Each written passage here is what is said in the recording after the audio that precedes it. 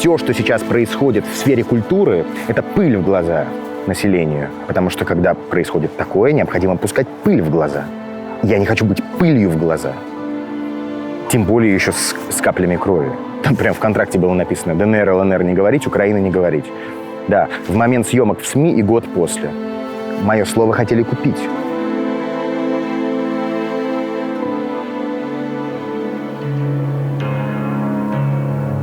У тебя были разговоры, когда тебя пытались переубедить?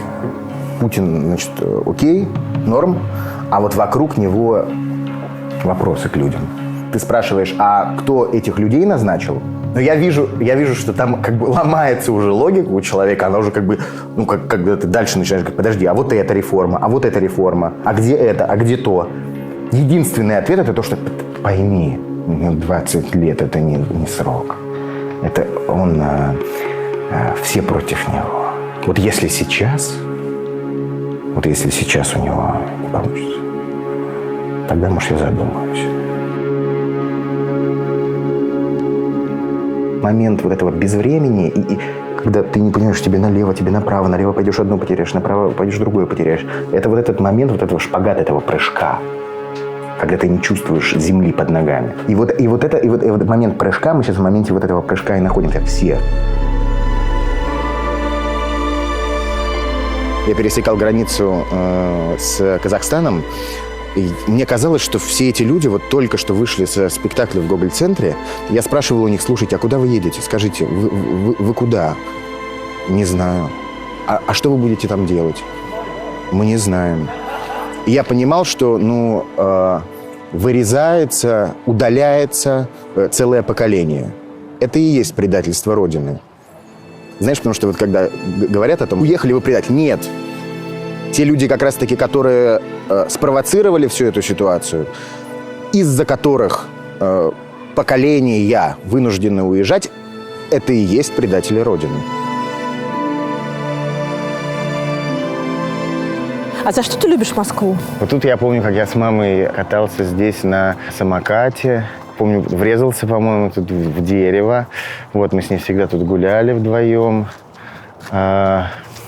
Почему-то, знаешь, интересно, что за что я люблю Москву, я почему-то сразу подумал о маме, на самом деле. Не знаю, почему. За что я люблю Москву, вот за маму. Она, значит, у меня родилась в Вологде. Так. Потом она была дико неугомонным ребенком. Она увела всю младшую группу детского сада и начала разводить их по домам. То есть такая самоволка, вот. Она отправилась, и детей туда же отправила. И потом она в 17 лет переехала из Вологды в Москву. На стройке работала там и так далее. Потом она поступила уже в институт. Но я родился только в 42 года у нее. Вот, то есть я поздний ребенок, единственный. И иногда, конечно, я думаю о том, что недостаточно информации я у нее узнал про жизнь до того, как я родился, и до того момента, когда она уже заболела. Вот. Сейчас я не могу ничего у нее спросить. А из-за того, что она всю жизнь занималась мной после того, как я родился, и всю жизнь мне посвящала, ходила в одном штопанном костюмчике, и она штопала его постоянно, потому что не было денег ни на что. Вот. И я потом в класс-центр уже Сергея Зиновича Казарновского поступил, и постоянно был или на учебе, или в работе, постоянно не дома. И вот этот недостаток знаний о том, как она жила, об этом я иногда вспоминаю. Важное сейчас будет замечание. Если люди видят это интервью, если это интервью вышло, значит, один из нас с тобой не может больше оставаться в России. Значит, все находятся в безопасности, те, за кого я несу ответственность. Вот это важный момент. Это будет тяжелый разговор. Давай мы придумаем, на каком цвете этот разговор будет. Слушай, я почему-то подумал, мне сказали, что там действительно можно выбирать цвета. Я подумал, черный. Я просто люблю черный. У меня дома была черная стена одна, я ее выкрасил в черный цвет. Когда я с мамой жил как раз, да. Все. Черный. Пусть так. Скажи, Гордеевой, скажи.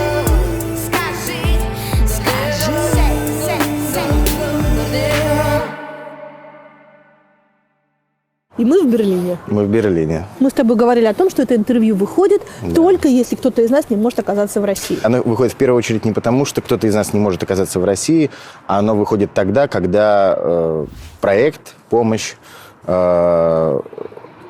обезопашивается от меня. Так как это, судя по всему, уже произошло, то вот я здесь, оно вышло. Ты уехал, потому что тебе светило пойти на фронт? Смотри, если говорить о резком отъезде, то передо мной был выбор. Либо я должен совершать действия для меня преступного характера. Это первый вариант. Второй вариант, я оказываюсь в местах не столь отдаленных, и оттуда, опять же таки, еду совершать эти действия. Я не очень понимал, зачем мне рисковать и идти по этому пути. Поэтому для меня был очевиден выбор. У меня есть ответственность за людей, за семью. Я не очень понимаю, по какой причине я должен убивать людей. Кому-то из твоего ближнего круга, из артистов Гоголь-центра приходила повестка? Мне. Я был на тот момент в Азербайджане. Мне позвонили, сказали: здравствуйте, Никита. Мы хотели бы вас пригласить за вашей повесткой. Я сказал: огромное вам спасибо. Я вот изучу законодательство. Сил вам. Все будет хорошо. Так что она мне по факту пришла. Ну, меня за ней позвали. Я не знаю, может, она куда-то еще приходила. Может, еще с ней кто-то приходил ко мне. Но, да, еще были ребята, да, к которым тоже приходила повестка. Видишь, я просто не знаю, могу ли я говорить о том, кто здесь еще находится, потому что не знаю, в каком статусе ребята. Ну, здесь огромное количество людей. По крайней мере, вот, знаешь, такую штуку я заметил, что когда я пересекал границу с Казахстаном, и мне казалось, что все эти люди вот только что вышли со спектакля в Гоголь-центре. Значит, просто у них огромное количество вещей с собой. Ну, потому что они были так одеты, выглядели, так говорили. Я спрашивал у них: слушайте, а куда вы едете? Скажите, вы куда? Не знаю. А что вы будете там делать? Мы не знаем. И я понимал, что, вырезается, удаляется целое поколение. Это и есть предательство Родины. Знаешь, потому что вот когда говорят о том, уехали вы предатель. Нет. Те люди, как раз-таки, которые спровоцировали всю эту ситуацию, из-за которых поколения вынуждены уезжать, это и есть предатели Родины. Слава Богу, что эти ребята смогут себя сохранить. Слава Богу, что эти ребята смогут создать новые проекты, развиваться, а потом вернуться назад и строить будущее нашей страны. Ну, если будет куда возвращаться. Будет, конечно.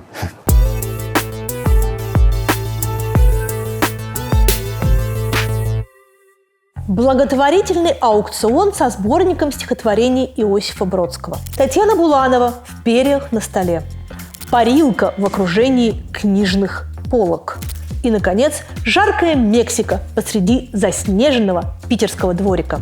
У старейшего книжного магазина Санкт-Петербурга никогда не было СММщика, но на их Инстаграм подписаны больше 200 тысяч человек. Я говорю о своем любимом книжном магазине «Подписные издания» в Санкт-Петербурге, который вот уже 5 лет делает удивительные съемки для своих соцсетей в стилистике крутейших книжных обложек. Все посты придумывают вместе сотрудники магазина, а реквизит для съемок собирают по своим квартирам или покупают на питерских барахолках. Большинство снимков делается на улице прямо рядом с магазином, но иногда ради одной единственной съемки арендуется целый бассейн. Иногда классный СММ рождается вот так органически из усилий множества людей, но чаще всего для продвижения бренда в соцсетях нужен классный специалист. И если вы давно хотели попробовать себя в СММ и научиться профессии, вам подойдет бесплатный курс нетологии «Старт в СММ». Обучение проходит онлайн. Сначала вы смотрите видеолекции, потом проходите проверочный тест и выполняете самостоятельную работу. А затем получаете доступ к полезным статьям и чек-листам по темам курса. На курсе вы узнаете, с какими задачами сталкивается СММ-специалист, какие инструменты ему требуются для выполнения работы и в каких направлениях можно развиваться в этой профессии.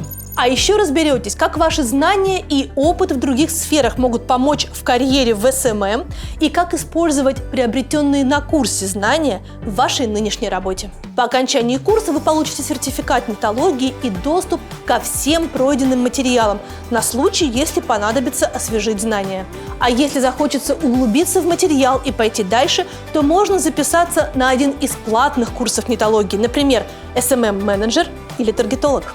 По промокоду «Скажи Гордеевой» на эти и любые другие курсы нетологии действует скидка 45%. А если по какой-то причине курс вам не подойдет, то потраченные деньги можно вернуть или перевестись на другой курс. Переходим по ссылке в описании и регистрируемся на бесплатный курс нетологии «Старт в СММ».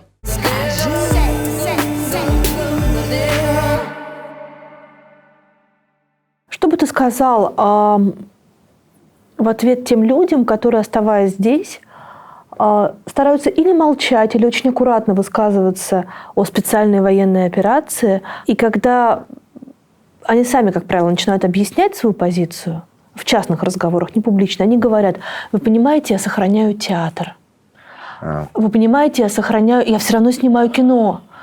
Кино нужно людям. Если бы у меня была там какая-то руководящая должность в театре или где бы то ни было еще, мы еще должны были 24 числа остановить работу всех театральных заведений из-за того, что случилось. Почему? Потому что по-другому, как мне кажется, было бы невозможно. Вот как-то так.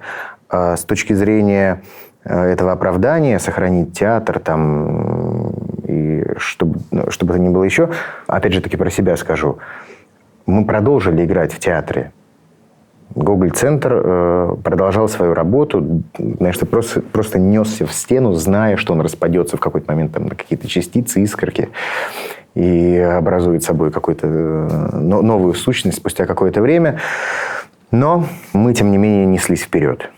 И я продолжал это делать по причине того, что, первое, там были люди, для которых работа в театре была единственным средством к существованию. Второе, наш театр каждый день говорит о проблемах, которые являются сегодня, так скажем, приоритетными. Третий момент. Мы на протяжении 6 месяцев мы не выходили на поклоны. Вместо поклонов у нас был «Голубь мира». Только единожды в день премьеры «Берегите ваши лица», это была коллаборация 2 институций, то была просьба, чтобы ребята вышли на поклоны. Все это время мы не выходили на поклоны. А так, в отрыве от личности об этом говорить и рассуждать, то все гораздо катастрофичнее, в принципе, и поэтому, спасая театр, какой бы то ни было, ты на самом деле строишь замки из песка, карточные домики. Все обесценивается, все рушится, все разваливается, дефрагментируется. И поэтому это такие воздушные замки, они рассыпаются.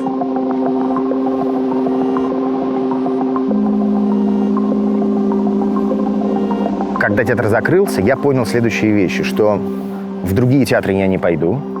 Меня звали, но я не пошел. Звали, да? Да, звали. Я не представляю себя идущим и цокающим, по брусчатке. А потом сцена, я артист. Я играю. Все-таки гражданин и поэт во мне, они существуют. Для меня это нераздельно. Все начинает... Знаешь, Михаил Андреевич Лобанов, наш педагог главный в школе студии МХАТ, говорил, что ты, когда выходишь на сцену, оно как увеличительное стекло. И все то, чем ты являешься, оно прямо, видно в 2-3 раза сильнее. И мое сердце мне подсказало, что нет. Я от всего отказался. Сегодня я отказался от съемок. Да, от съемок в кино. Почему?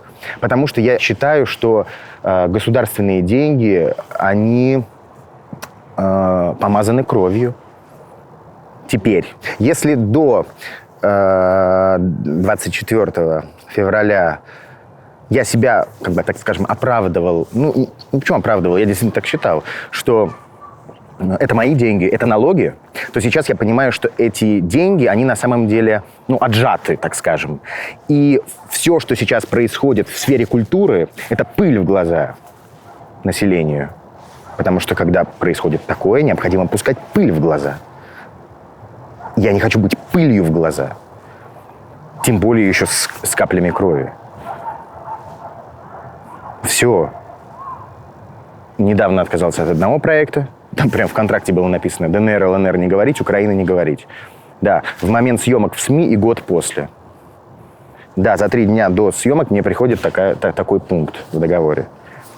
Мое слово хотели купить. Причем даже не с точки зрения позиции «не говори ни за, ни против». Просто не говори. Хотят купить мое слово, честь моей матери, ее веру в меня и жизненные часы на меня потраченные. Вот как бы... до этого они хотят купить моего деда, который воевал. Вы что, шутите? Вы не с тем поколением столкнулись, ребята. И оно не пошло к вам навстречу.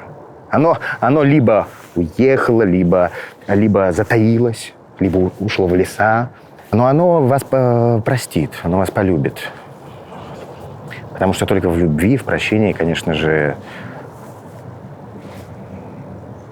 ответ. Ты сейчас решение. искренне говоришь? Конечно. Послушай, но люди, которые остаются в России, и которые не могут уехать, Да. и которые не могут громким голосом ничего сказать, Да. они говорят, что спектакли и концерты – это единственное, что дает там не сойти с ума. И тогда как быть? Если ты отменяешь все спектакли и все концерты, то эти люди остаются вообще с бетонной стеной перед собой. Да, я тебя понимаю. И поэтому мне бы не хотелось судить кого-то.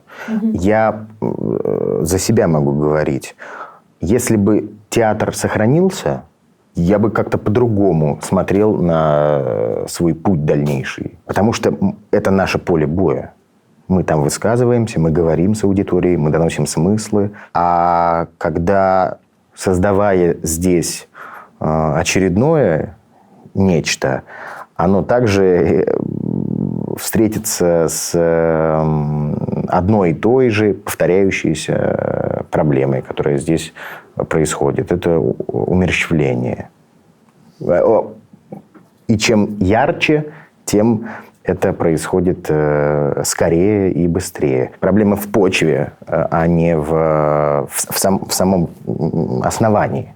Поэтому прежде чем взращивать здесь что-то новое, необходимо разобраться с основанием. Для того, чтобы эти секаторы там не чикали каждые 8 лет или 10 лет, или там сколько. Это обнуление, чтобы не происходило. С кем-то из коллег-артистов, которые за специальную военную операцию, как они ее называют, у тебя были разговоры, когда тебя пытались переубедить? Да. Слушай, сейчас мне нужно вспомнить, что мне говорил человек. Он мне говорил, что он, Путин, окей, норм, а вот вокруг него вопросы к людям. Он же этих людей назначил. Да, он назначил. Всего 20 лет было. Ты представляешь, как там все пропиталось, этими нежелательными элементами. Но я вижу, что там ломается уже логика у человека, она уже когда ты дальше начинаешь говорить: подожди, а вот эта реформа, а где это, а где то. Единственный ответ – это то, что пойми, 20 лет – это не срок. Это все против него. Вот если сейчас у него не получится, тогда, может, я задумаюсь. Я вижу, на самом деле, как человек, понимая, что он не может противостоять этому злу, а если он не может противостоять, тогда вообще в чем его суть-то? То есть он должен себе объяснить свое поражение. А это невозможно. Его разум начинает как-то пытаться спасти его, когда он бессилен. Ему, чтобы все проиграть, умереть перед этой силой, которую он ничего не может противопоставить. И тогда его мозг начинает спасать его из этой ситуации, из этой ловушки, и объяснять ему, что на самом деле нет. Человек начинает бродить, ходить, немножечко перевернутый, что ли. Я вижу такую ситуацию. такой синдром. Потому что, когда ты начинаешь общаться, и человек тебе говорит, да, действительно, и эта проблема есть, и эта проблема есть, и это вот, и это. Я говорю, а почему же ты с ними никак ничего не делаешь, с этими проблемами? Ай, ладно, все, давай это самое. Сейчас вообще другая проблема сейчас. Другая. Потом с этим разберемся. То есть, как бы, давай, не будем о том, что действительно происходит. О пенсионной реформе не будем, о посадках не будем, об этом не будем, о том не будем, о отжатии бизнесов не будем. Все, давай, проедем. Стоит ли неснятое кино одного громкого высказывания? Для меня просто это неразрывную связь имеет. То, что ты делаешь на сцене, делаешь в кино, с тем, как ты живешь. Какой ты человек. И тут дело не о громком высказывании, а в принципе о том, что ты делаешь в жизни, как ты поступаешь в жизни, какие поступки ты совершаешь. И в итоге имеешь ли ты в принципе право высказываться на ту или иную тему в кино. Имею ли я право как артист становиться на 1-1,5 метра выше зрителя и что-то ему оттуда вещать, если я в жизни поступаю как-то плохо, так скажем, по отношению к другим людям. И тут речь не только о высказывании. В моем случае меня постепенно отрезало, да. В какой-то момент я понял, что я не могу сниматься в кино. Просто не могу в нем сниматься не потому, что оно пропагандистское, а потому что, в принципе, там есть государственные деньги, их наличие. Смотри, если ты не будешь сниматься в кино, ты не будешь зарабатывать деньги. Если ты не будешь зарабатывать деньги, ты не сможешь себе позволить все то, что ты мог позволить себе в России. Ты выйдешь из зоны комфорта. И в какой-то момент тебе не на что станет жить. Ты думаешь об этом? Ай, Господи Боже. Никита, ты не один, у тебя есть жена и дочь. Нормально. Но я же особь мужского пола. Правильно? Я работал официантом, когда мне было 14 лет. Курьером работал. Это не значит, что я вижу так будущее, но это значит, что я не очень понимаю особью, какого пола я являюсь, если у меня нет слова, совести, если я живу не по чести. А уж что я там буду делать для того, чтобы нести ответственность перед женой, перед семьей, да, чтобы с ними все было хорошо и замечательно, они нормально себя чувствовали и жили соответствующе. Это мой вопрос. Но я не очень понимаю, нормальная ли будет их жизнь, если их отец будет без тестикул. Таких метафизических. Мне кажется, что необходимо ими обладать для того, чтобы потом семью содержать. Страшно тебе сейчас? Адекватно. Нет. Единственное, за что я беспокоюсь, я каждый день просто себя спрашиваю, какой путь правильный, какой шаг я совершил, правильный или нет, в ту ли сторону ли я пошел, это ли было по совести, не задело ли кого-то, кто возле меня находится, их как-то рикошетом. А страшно мне никогда не было. Вот так, чтобы за себя.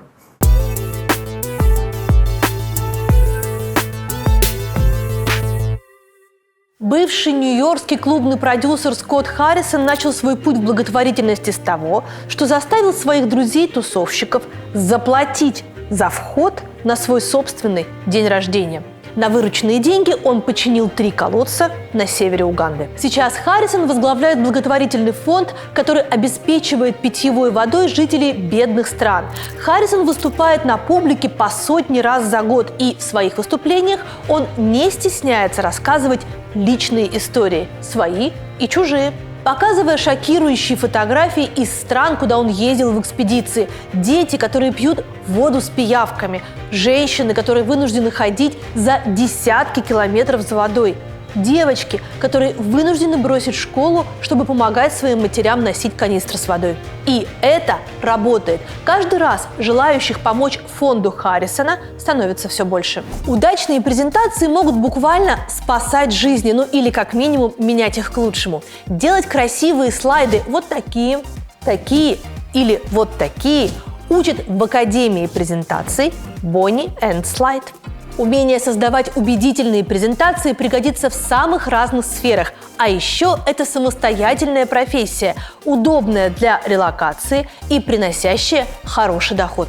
Каждый день примерно 800 человек ищут, кто же им сделает презентацию. Средняя цена одного слайда примерно 1500 рублей. А презентация может стоить около 1 000 000 рублей. А начать зарабатывать на презентациях можно, пройдя онлайн-курс «Стань дизайнером презентаций» в Академии Bonnie and Slide Николая Пере и Светланы Фирсовой. Обучение на курсе занимает 4 месяца. В Bonnie and Slide вы научитесь разрабатывать презентацию с нуля, а после каждого выполненного задания будете получать обратную связь от профессиональных дизайнеров. Академия обучила уже 50 000 учеников, включая сотрудников Nestlé, Билайн, L'Oréal и других крупных компаний. Важный момент – в Bonnie and Slide гарантированно помогают с первыми клиентами. При этом вакансия дизайнера слайдов актуальна и на международном рынке. По данным сервиса Upwork, дизайнер презентации со знанием английского в среднем зарабатывает в час 1800 рублей. А у топовых специалистов ценник в 2 раза выше. Специалисты в этой сфере могут зарабатывать в месяц 200 000 рублей и более, а работать удаленно из любой точки мира. Чтобы начать свой путь в дизайне слайдов, записывайтесь на курс «Стань дизайнером презентаций» в Bonnie and Slide и вводите промокод «Скажи». По нему будет скидка 40%. А если хотите обучить сотрудников или коллег, в Bonnie and Slide также доступно обучение в корпоративном формате. Узнать подробности и записаться можно по все той же ссылке в описании.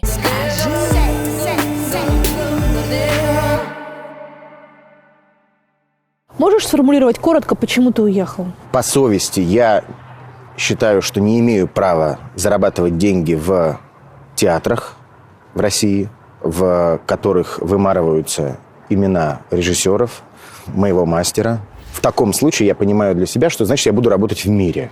Я никогда не мог себе представить ситуацию, потому что мне никогда это не было интересно. Для меня всегда приоритетом является и была моя страна и театр. Когда мне предлагали какие-то зарубежные проекты, я всегда выбирал спектакли. То есть у меня были там предложения вот сниматься у Хазанавичуса или у Люка Бессона, а я всегда выбирал, значит, спектакль. И думал, что может вообще такое произойти, что меня заставит выбраться куда-то за территорию там, моего театра, моей сцены и страны. Оказалось, что вот это нечто, оно произошло. 21 сентября я проснулся, была объявлена мобилизация, и 21 числа я поехал на автомобиле. Со мной еще было 3 человека, которых я взял с собой. 1 художник и 2 программиста. Мы поехали в сторону Грузии. Но далее ночью оказалось, что до Грузии на 10 часов дольше. Да, и мы свернули в сторону Казахстана. Там попали в молоко жуткое. Ну, молоко – это когда туман дичайший. Вот. И мы доехали уже до границы Казахстана. Там отстояли порядка 13 часов. Въехали. Это были первые 1500 километров. Дальше был город Уральск, в котором я пытался обнаружить самую лучшую парковку для того, чтобы можно было заночевать, так как огромное количество людей оказалось в этом городе. После этого было еще 1500 километров до города Актау. Оттуда я отправил машину на пароме, перелетел в Стамбул, из Стамбула в Баку, забрал машину, поставил ее на трал. И на трале ее перевезли в Тбилиси. Я перелетел в Тбилиси. В Тбилиси меня зачем-то сняли, значит, на камеру и выложили информацию о том, что артист Кукушкин покинула Россию. Хотя в Тбилиси я находился всего 1 день. Вот. То есть точно так же меня можно было снять возле там, любой колонны в каком-нибудь торговом центре, в принципе. Вот. И оттуда через всю Грузию, Турцию, Болгарию, Сербию, Хорватию, Словению, Австрию, в Германию. Спасибо огромное тем людям, которые помогали на протяжении всего этого пути. Для меня это было, знаешь, такое путешествие, не знаю, через Средиземье, через все, вот как «Хоббит» путешествовал. Это было достаточно интересно.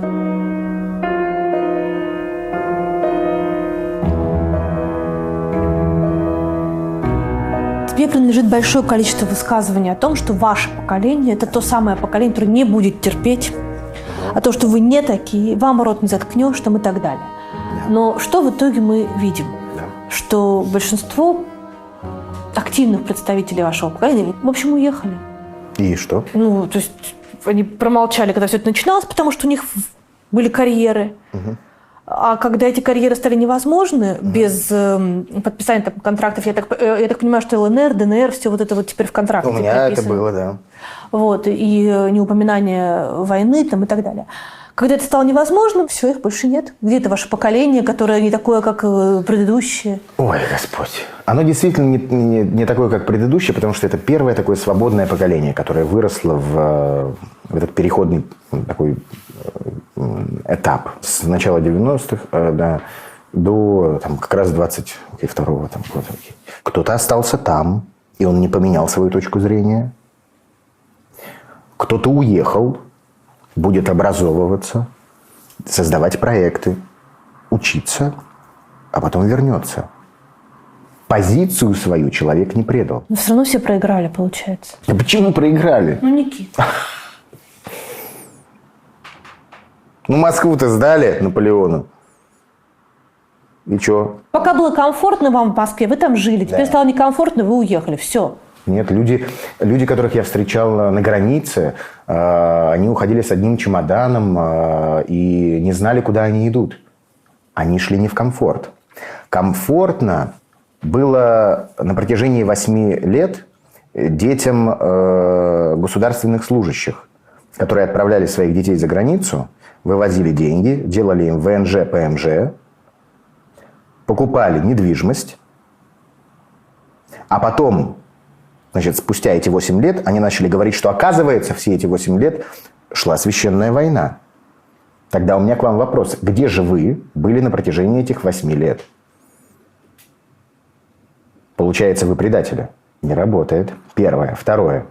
Эти ребята ушли далеко не в комфорт. Они просто себя не теряют. Конкретно совесть свою, свое слово. И это гораздо ценнее для народа и для страны. Потому что из этого потом будет произрастать новое. А люди, которые уходят в коллаборационизм и при этом сохраняют, свой комфорт на привычном уровне, это как раз пике. Вот они свой комфорт сохраняют.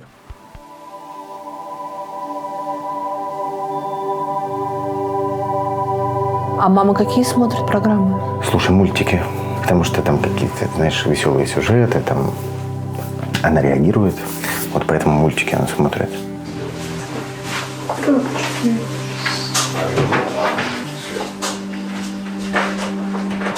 Как на самом деле называется диагноз твоей мамы? Альцгеймера. Ты долго принимал это? Что вот человек живой, ты его знаешь, и ты не можешь с ним поговорить. Я принял это в тот момент, когда... я спрашиваю, кто я? Она говорит, брат. Я так, значит, подумал, отошел на секунду, так подумал, окей, значит так. Наверное, самое неправильное решение с моей стороны было бы загрустить. Потому что она бы этого не хотела. Если бы она была здорова, она бы этого точно не захотела. Единственное, конечно, знаешь, там были ситуации, когда мы с гастроли прилетали. Один раз приехали, я поставил камеры по всему дому, и вдруг смотрю, а мамы нет дома. Вот. Ее просто никого нет. Дверь открыта, там что-то такое. Это был первый раз, когда она ушла. Я всегда пытался сделать так, чтобы она могла быть наедине с собой, долго не подселял к ней человека, чтобы она все-таки могла сама как-то все делать. Вот. А потом вдруг оказалось так, что она ушла просто. Я вышел из подъезда, сначала в полицию позвонил, сообщил, а потом в Лизу Айлер сразу позвонил. Приехала полиция, мы поехали в отделение. Меня, значит, пригласили на 2-й этаж. В этот момент мне позвонила Лиза Айлер, сказала, что она нашла мою маму. То есть бюрократия, так скажем, она, конечно, съедает время. Вот. Очень часто дети, у которых так болеют родители, сердятся на них. Да, потому что если ты живешь вместе с человеком, то это превращается в такой сплошной сон, и твое сонное состояние по причине того, что у человека с такой болезнью у них смещается день, ночь, вечер. Поэтому ты ночью не спишь, потому что человек может прийти к тебе там, и что-то там, да, там, что-то пытаться с тобой поговорить, там, и так далее, тебя разбудить. Ну, и поэтому, конечно, когда ты живешь с человеком, это жесть. И я сразу понимал, что, ну, окей, есть два варианта. Либо я живу с мамой, и... И у тебя тогда нет вообще никакой жизни. Нет никакой жизни, и по сути я понимаю, что и она бы этого не хотела. Ну, для меня и для нас. Она столько времени потратила на меня, да, а тут получается, что я из-за того, что это моя была бы слабость, на самом деле, я бы пошел на поводу у этой слабости своей, оправдать, что вот как бы я с тобой, а жизнь бы вперед не шла. Она этого хотела от меня, потому что она во мне продолжается.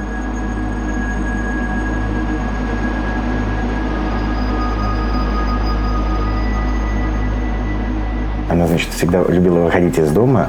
Она садилась там на троллейбус, всегда 57-й или 58-й, не помню, и ехала в центр, а потом по Белорусской гуляла там от Белорусской до Кремля, до Красной площади, и там покупала себе стаканчик мороженого в ГУМе. А я постоянно, значит, там институт, потом там, значит, театр, там, ну, с ребятами что-то хочется погулять. Я вот помню, она мне иногда так, ну, я здесь с ней жил еще, она мне говорила, ну, Никит, а ты где там, типа, что-то такое? Я говорю, ну, мам, я сейчас как бы в институте. Потом, знаешь, тоже, вот, ну, это тоже деструктив. Когда меня жена забрала из дома, вот, я думаю, ну вот если бы она меня не забрала, а может быть, у нее болезнь бы не началась. А потом как-то, ну да, почему нет? Ну, такие мысли были, но они, опять же, не рабочие на самом деле. Потом вспоминаю, думаю, да нет, это уже давно начало проявляться.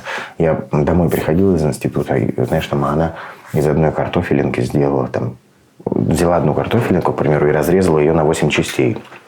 Я прихожу, говорю, мам, ну я уже взрослый, типа, мне не хватит одной картофелинки. Она смеялась такая, вот, блаженненькая такая. Но потом я просто думаю, что я учился, я делал это, и поэтому это нужно гнать, и абсолютно как бы не стоит винить себя за что-то.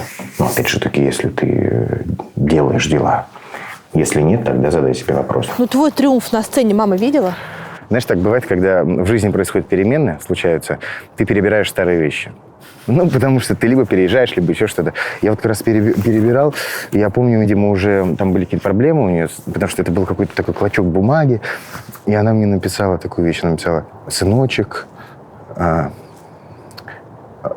ты вырос хорошим человеком, я тебя очень уважаю. Ты очень много помогаешь людям». Вот это я прям запомнил. А спектакли...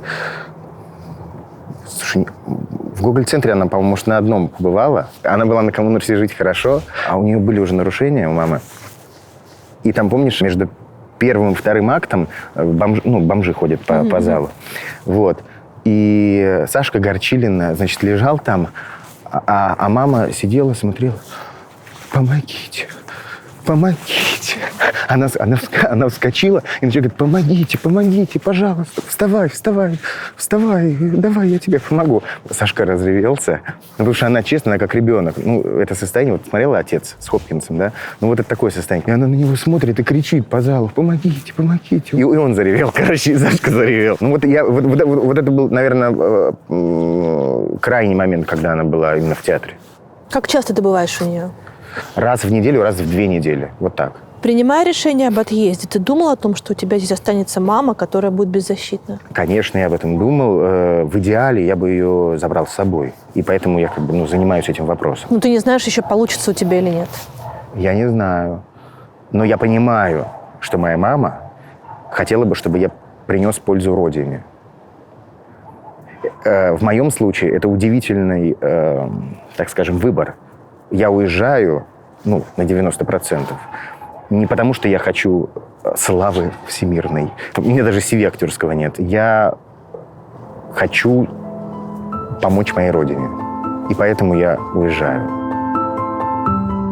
Жизнь должна продолжаться. И влиять на мир положительным образом необходимо. И мама этого бы хотела. Я как бы всегда нахожусь в таком, знаешь... Что бы она сказала? Что бы она сказала, что бы она посоветовала. Как бы она бы сказала: Никитушка, ну, конечно, давай. Я бы ей рассказал, о чем я думаю, чего хочу, что там я напридумывал.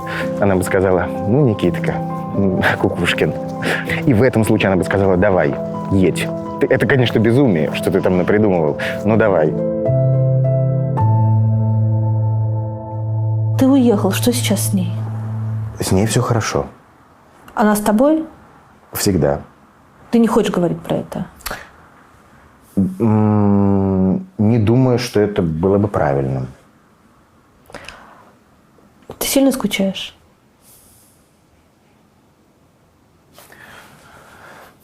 Ну, так как она всегда со мной, то я всегда о ней думаю. Но не хочу говорить, что я скучаю.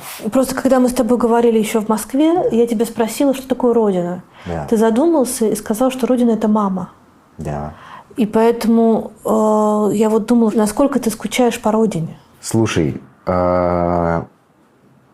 нет такого. Я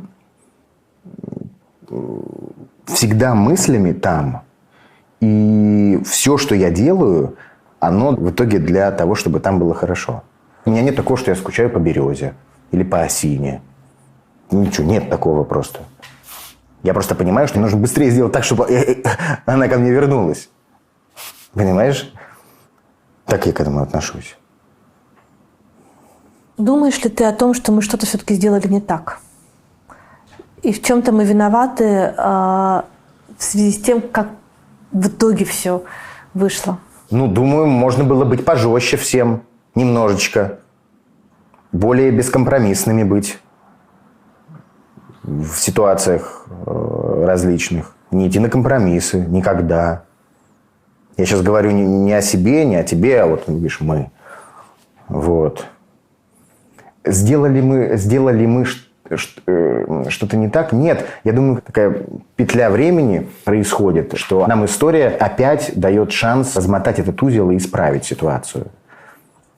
Тут же, понимаешь, мы не можем говорить, сделали мы что-то не так. Нужно докапываться до сердцевины этого вопроса. А что с нами вообще произошло-то? Что опять через 100 лет кто-то вынужден уехать, опять делится народ, понимаешь? А эта петля времени дает нам возможность с этими узлами разобраться, наконец.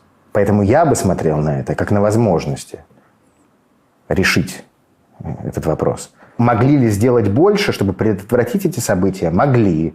Сделали ли мы что-то не так? Да нет, все, видимо, вот, привело к тому, к чему привело, и нам необходимо с этим разбираться. Ну, а что еще делать-то? Что, варианты?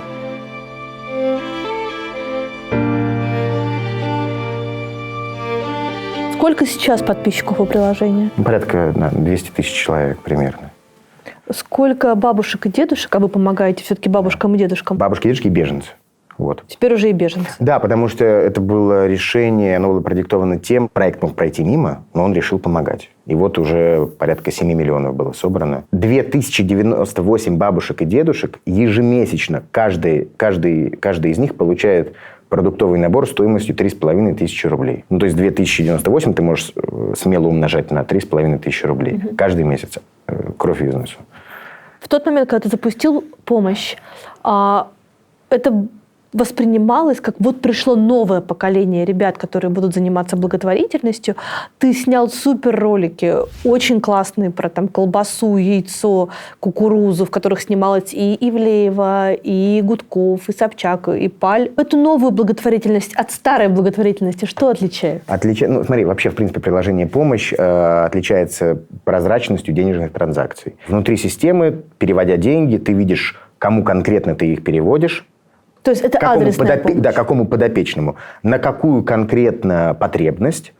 И в отчете ты видишь, кто какую сумму перевел вместе с тобой. То есть ты понимаешь, да, что там, ты перевела 50 рублей, я 50 рублей. Из этого там получилось 100. Вот, пожалуйста, фотография человека в момент того, как ему там, привезли этот продуктовый набор. И вот накладная или там, документ на сумму 100 рублей. И ты можешь соотнести одно с другим и понимаешь, все окей. Я все понимаю. А почему тебе кажется это важным? А потому что, когда я получал в Инстаграм, фотографии ребенка, там, неизвестной мне там даже порой не организации, а непонятно откуда, с просьбой помочь, я задавался вопросом, если вы меня просите там помочь ребеночку на там, операцию, но при этом говорите мне «подпишись», на регулярной основе, да, на ежемесячно рекуррентные платежи, или сделай разовый перевод, то у меня возникает вопрос, а после того, как операция свершится, на что будут идти мои денежки? Но это вопрос доверия к организации, да, то есть ты доверяешь фонду, и ты говоришь,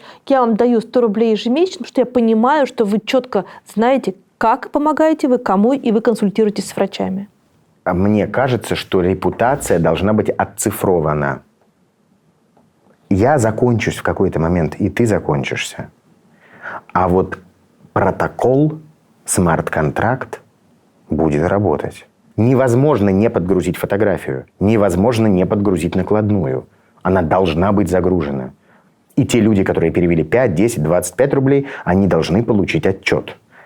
И соотнести сумму сборов с той суммой, которая отображается в накладной. Тогда получается, что все ок, все работает. Проблем нет. Мы поговорили о том, стоит ли искусство совести, но кажется, что сейчас работа благотворительных фондов стоит едва ли не больших компромиссов, чем стоило раньше. И людям, которые стараются кому-то помочь, им нужно договариваться с государством о самой возможности помогать. Как ты это видишь? Люди, которые помогают, они герои. В особенности, если им приходится жертвовать чем-то ради помощи другому человеку. В той ситуации, которая сейчас сложилась. Я вижу сейчас эту ситуацию так. Вот есть вереница людей и кирпичный заводик, в котором перемалываются души и тела наших сограждан. И вот есть организации, которые выхватывают из этой очереди людей, обувают их, одевают. Благотворительные фонды. Да. Кормят, лечат. А потом этим людям, которые только что были спасены, приходится вновь возвращаться в эту очередь и далее направляться, значит, к этому кирпичному заводику, в котором их либо физически, либо духовно перерабатывают, уничтожают в каких-то случаях. Необходимо разобраться с заводом. Потому что сколько бы людей не было спасено, что есть важное, нужное, геройское дело, по факту, это так, то в итоге необходимо разобраться с заводом. А тебе не кажется, что люди, которые зажмуриваются, делают вид, что завода не существует, и берут, например, у государства гранты на работу своих благотворительных фондов, они поддерживают тем самым всю структуру, в которой есть эта очередь и есть завод? Это уже другой вопрос. Для меня в данной сложившейся ситуации брать государственные деньги – это неприемлемо. Для меня, для Никиты. Тем более брать их сегодня. То есть любая коллаборация невозможна. Каковы сейчас формально твои отношения с проектом «Помощь»? Ты там сейчас кто? Я основатель. Человек, который основал эту историю, этот проект. И юридически я никак к нему не отношусь. Я не являюсь учредителем. Проект действует обособленно от меня, помогает людям, слава богу, всем нашим 2090 бабушкам и дедушкам из 57 городов, тем людям, которым сейчас категорически нужна помощь и поддержка. То есть ты формально в фонде не работаешь? Нет. Ты его консультируешь, ты помогаешь ему, ты будешь заниматься сбором средств для этого фонда? Нет. Он должен быть полностью обезопасен от меня. Как ты себе внутренне, или, может быть, ты знаешь, как сотрудники фонда, отвечают на вопрос? Это будет сейчас жесткий вопрос и не очень, может быть, корректный, но он все равно возникает у людей в голове, и у меня в том числе. Почему мы должны помочь тем 2000 бабушек и дедушек, которым холодно, голодно и неуютно в России, в то время, когда Россия сама те деньги, которые могли бы быть потрачены на этих бабушек и дедушек, тратит на то, чтобы оставить без тепла, света, домов и всего остального граждан соседней страны, и мало того, превратить их в жизнь в настоящий ад. Так. То есть на своих бабушек и дедушек нет денег, а на то, чтобы уничтожить других, есть деньги. И почему мы должны сейчас этим бабушкам и дедушкам помогать, а тех уничтожать на наши налоги? Не надо никого уничтожать. Нужно ли помогать? Конечно же, нужно. А чем эти лучше, чем те? Ничем. Это значит, что не нужно уничтожать и нужно помогать. К примеру, Борислав Бабушкин, который живет под Нижним Новгородом, и которому продуктовый набор едет 2,5 часа от Нижнего Новгорода, потом батюшка его везет полчаса еще до деревни, а оттуда где-то, там, не знаю, минут 40-час идет вброд через 2 реки к Бориславу Бабушкину, который живет с козами и кормит коз козами. Ну да, он так живет. Вот, конечно, человек так живет. У него пол провалился, и он натаскал каких-то старых вещей, вот, живет вровень с окном. Он пенсионер? Да, да. Государство должно ему платить пенсию? А что такое государство? Что это такое вообще? Государство – это я. Ну, нет. Что нет? Ну, это красивые слова. Слушай, государство – это некоторая система взаимных прав и обязательств. Нет. Я нанимаю мужчин и женщин, которые работают на меня и на мой народ и обеспечивают его жизнедеятельность. Сейчас все похоже на то, что охранник в моем доме, на который мы вместе скидываемся, значит, да, взбунтовался по какой-то причине и решил прийти ко мне домой и говорить, где мне спать, где не спать, когда мыться, когда не мыться. И в чем я должен еще по дому ходить? В шортах или в пижаме? Вот так сейчас это по факту существует. Никакого нет есть люди, некомпетентные менеджеры, которые не могут построить процессы нормально. И один дедушка, который заперся там, не знаю, в туалете, замуровал себя стеной, вот, видимо, есть какие-то еще, болящий. У него сберкнижка. И деньги тем людям, которые работают там на него, так скажем, обеспечивают его жизнь, они с этой сберкнижки поступают к ним на счет. И там уже все, там уже в разнос пошел, там уже стекла побиты, себя там что-то случайно задел, там людей, значит, соседние квартиры уже там рушатся. И вот люди, значит, все ходят, все в фекалиях, значит, в крови. И объясняют, что как бы, послушайте, как бы, да, и мы понимаем, но... Вот так это все выглядит. Но по факту, когда ты мне говоришь, там есть государство, не государство, это мой народ и моя страна. И те люди, которым я должен помогать. Просто сейчас есть проблема, лично для меня, которая выходит на первый план.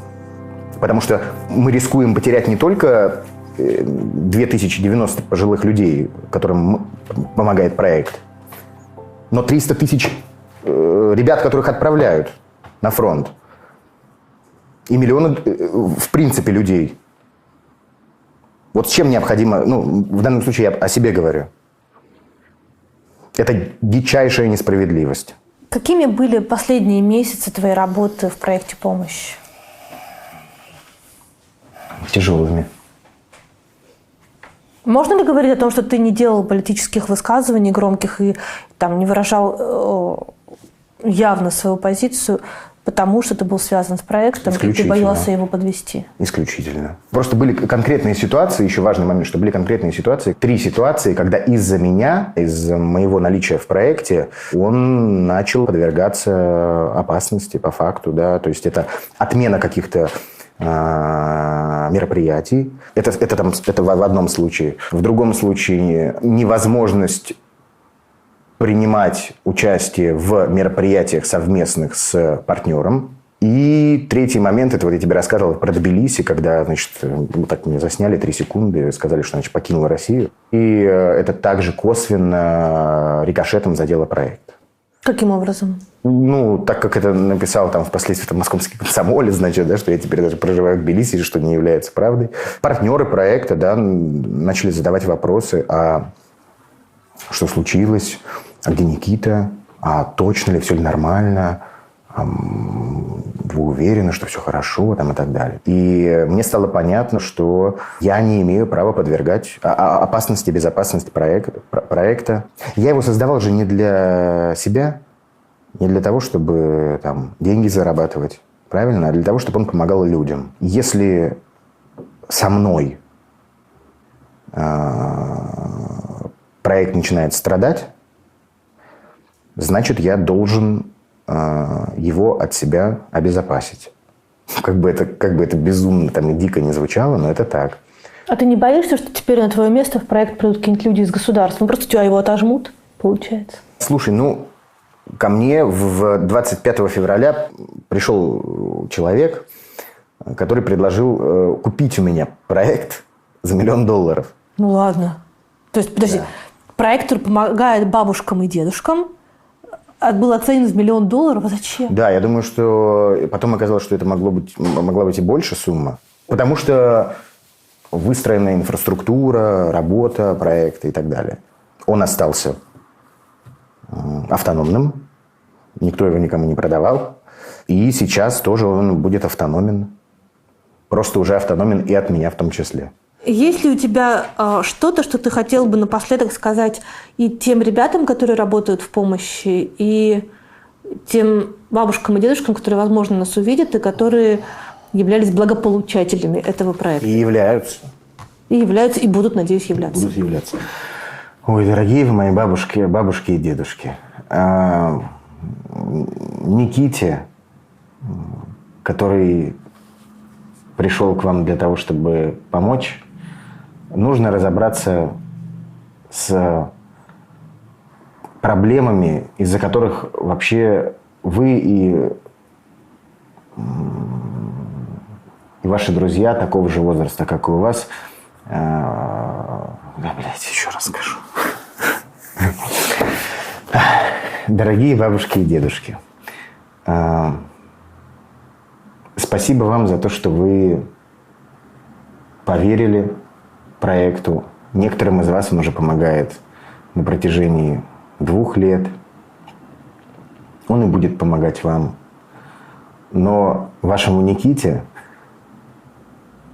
взбрело тут в голову и в сердце, что он должен разобраться с теми проблемами и вопросами, из-за которых вы в том числе в такой ситуации оказались. Дайте, пожалуйста, Никите такую возможность. Он вас не обманывает.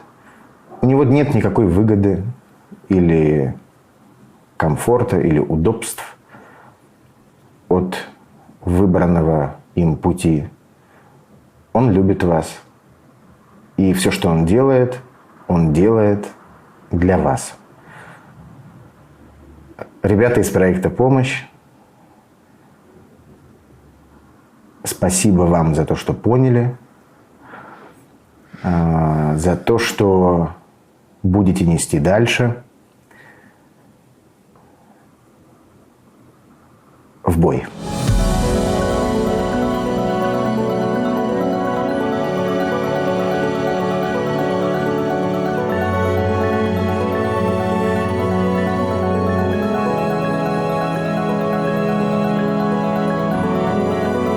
Пойдем туда, дома. Пойдем.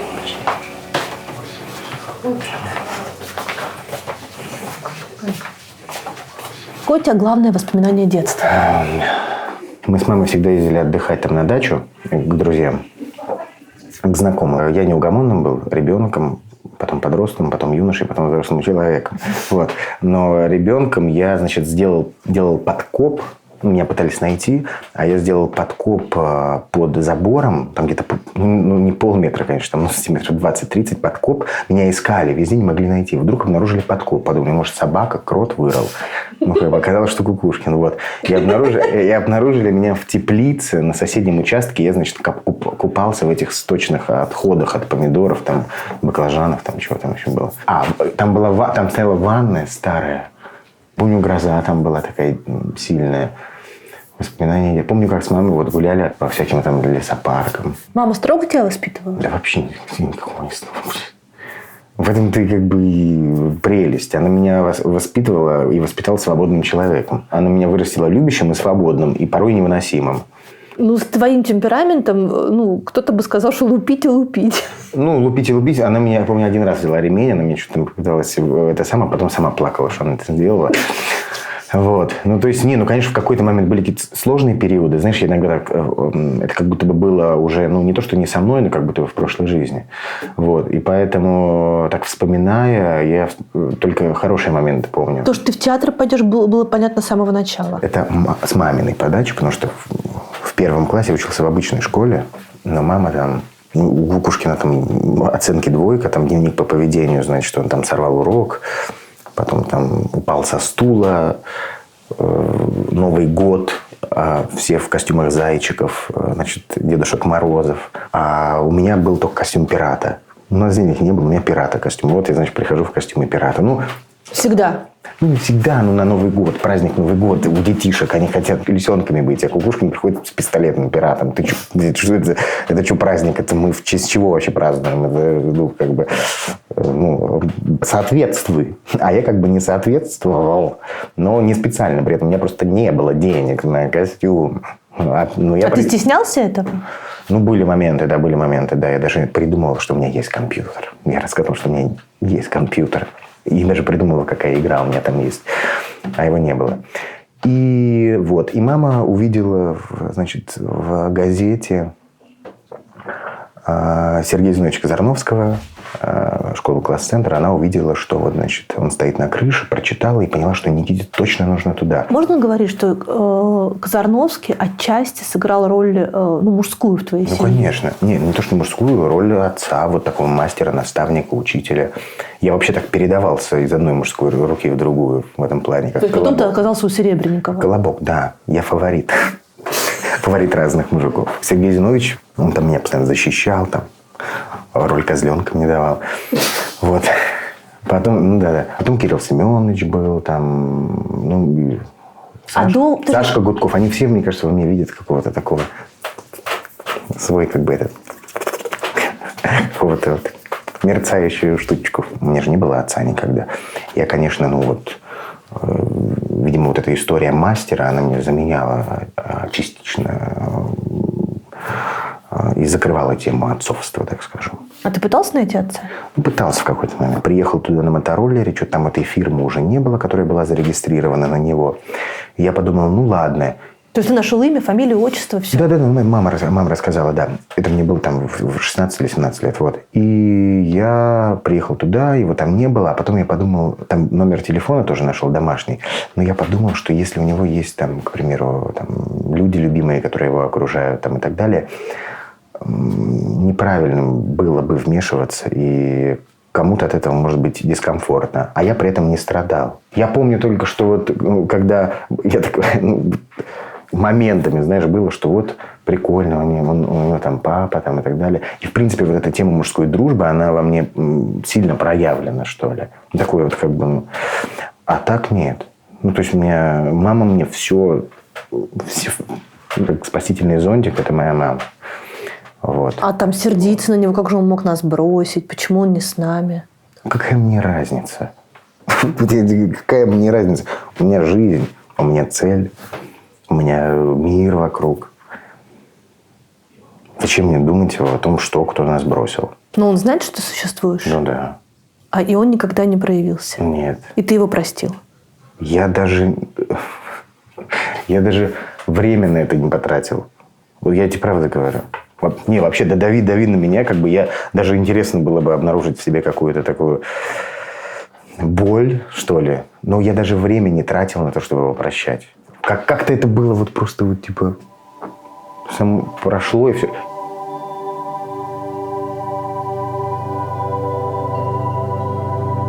Вот эту комнату я сам делал руками. Да ладно. Да. Вот все это.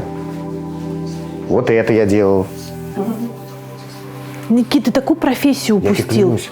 Вот это все. Строгал, делал, долбил пол. Потом наливочка пошла. Ну, выравнивать все это нужно. Выравниваешь пол. Потом нарезаешь эти самые фанерочку квадратиками. Расстояние оставляешь, чтобы потом не сошлась и не вспучила этот самый. Потом берешь двухкомпонентный клей. И вот это уже массивный пол. Вот я, видишь, вот как раз до сюда маме делал. А потом просто такого же не было туда продолжить. Вот эти камешки тоже я делал.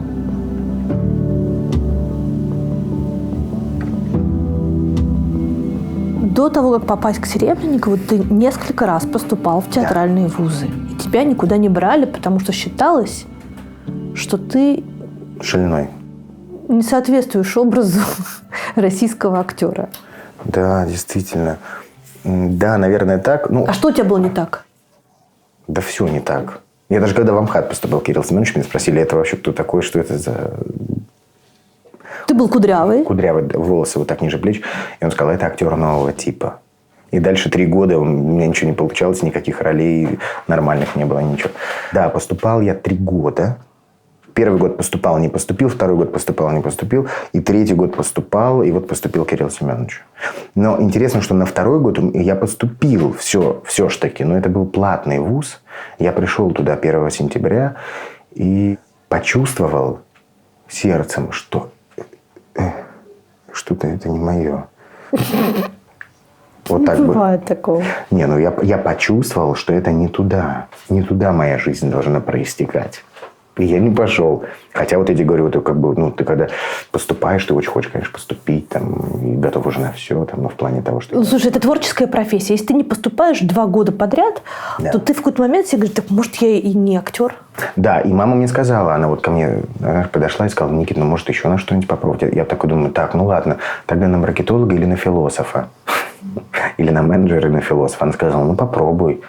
Я помню, меня хватило там на одну какую-то страничку, и больше я не пробовал. У меня также было, когда я из класс-центра ушел, там, стечение обстоятельств. Там была ситуация, когда я сломал 2 людям, в общей сложности там порядка 4 пальцев Так.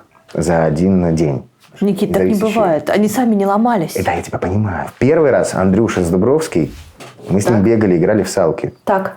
И он меня прижал теннисным столом к стене. Так. Ну, что так можно? Я побежал за ним. И я ему с криком «Жир!» бью по попе, а он поворачивается, и он был такой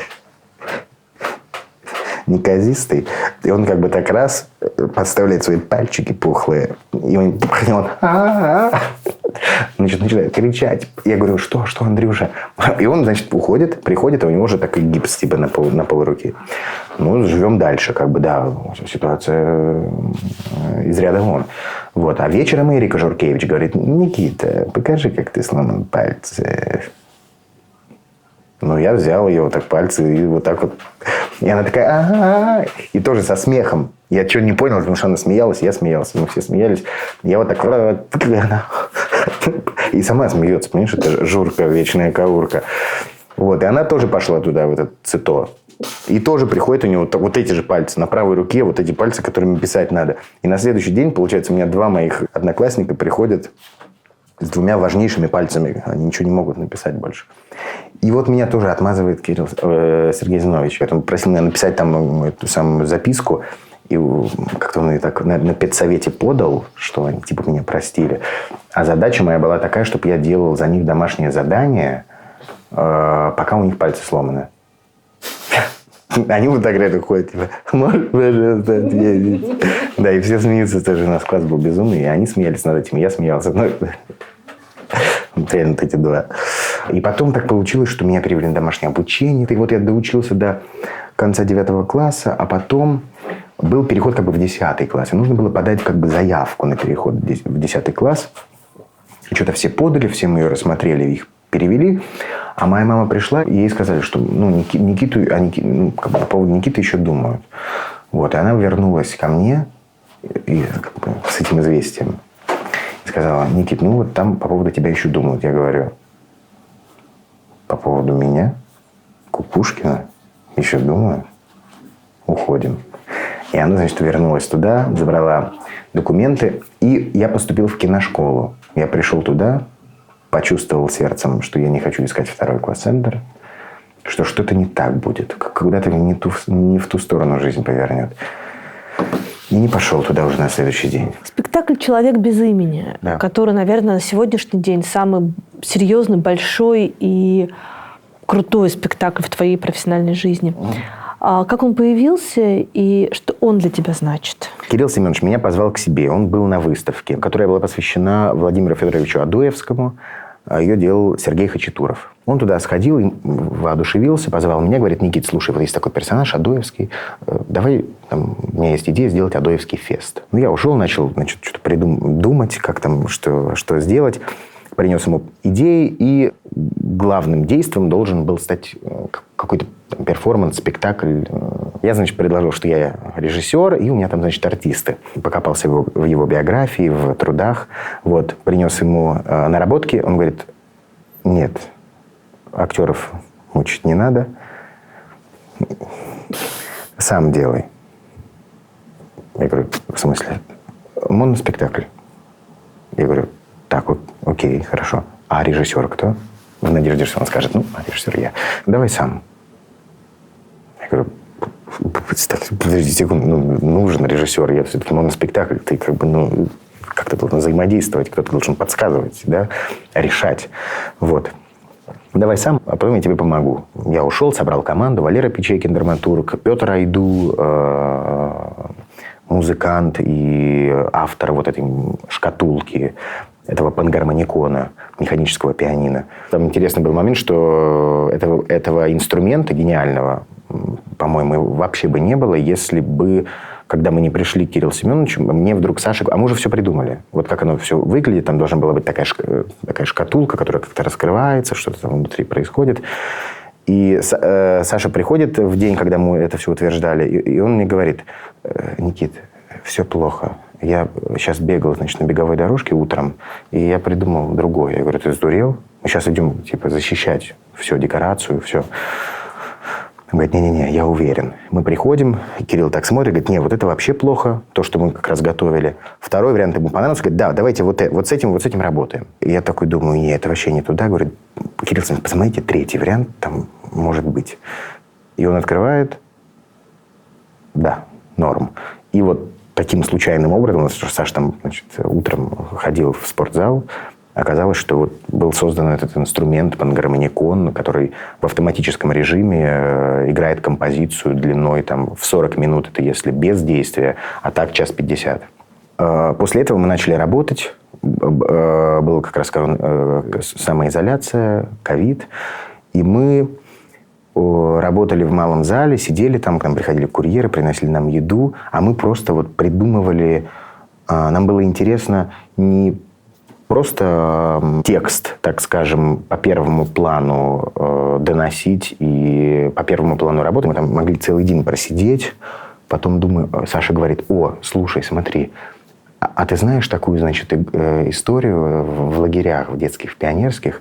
Была вот, берешь ниточку, натягиваешь ее, с этой стороны стаканчик, значит, здесь ты говоришь, там все это слышно. Я говорю: нет, не слышал такого никогда, действительно не знал.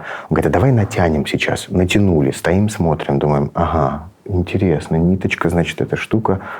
Слушай, а давай натянем 100 таких. Натянули, смотрим, думаем: ага, супер, значит, 100 таких. Они как-то звучат.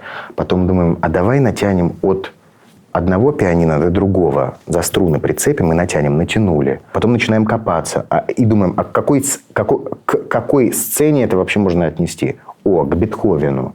Потому что Бетховен держал как раз вот нитку в зубах, она была привязана, и тем самым он мог...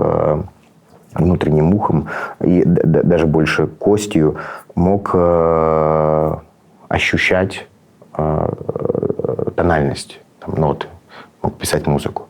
И Мы думаем, к Бетховену. Слушай, а давай воду возьмем. Бетховен, когда сочинял, он себе холодную воду лил на голову. Слушай, да, берем воду, раз, и нить зазвучала. И ты думаешь, вот оно. И мы вот таким вот образом сидели, сочиняли. И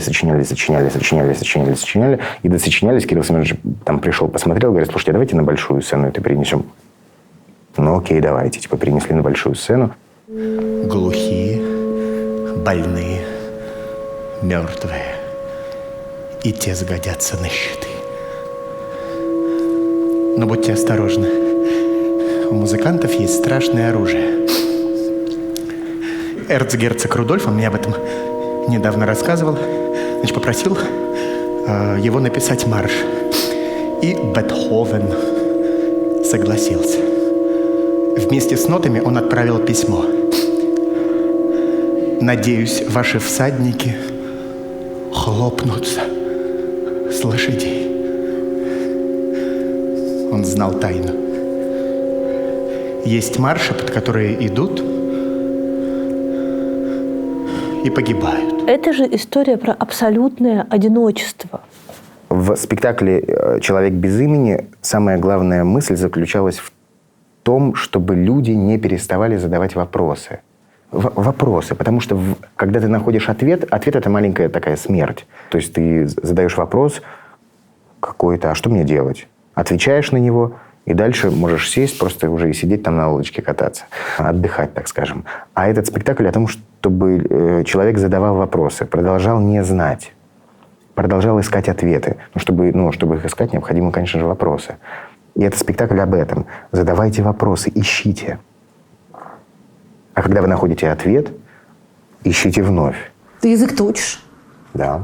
Сколько ты уже? Как много можешь сказать? Ich möchte. Не. Почему möchte? Да хоть бы там знаешь, какие варианты у всех? Ich möchte. Ich möchte, я хочу. Ich möchte, видишь? А кто-то говорит ich möchte, кто-то говорит ich möchte. Это правда, что однажды на одном из спектаклей «Человека без имени» ты вместо того, чтобы говорить на чистом немецком, говорил абракадабру. И зашли немцы. Я знаю все эти подковерные разговоры. Да-да. Да нет, конечно. Смотри, «Человек без имени» там настолько много задач и текста на час 10. 1:50 идет, да, но текст там, окей, чуть поменьше. Что для меня именно немецкий язык стоял в приоритете, но это не была там первая, значит, строчка того, что мне необходимо было выполнить, да, с точки зрения вот такого объема задач. И это первое, потому что я понимал, что я играю все-таки в России, и вопросов к языку, они могут быть, но они будут в любом случае на втором, на третьем месте, потому что, возможно, кто-то будет носителем, может, нет. Второе. Бетховен, у него были проблемы со слухом. И у людей, у которых есть подобного рода особенности, с произношением тоже возникают такие трансформации происходит. Вот.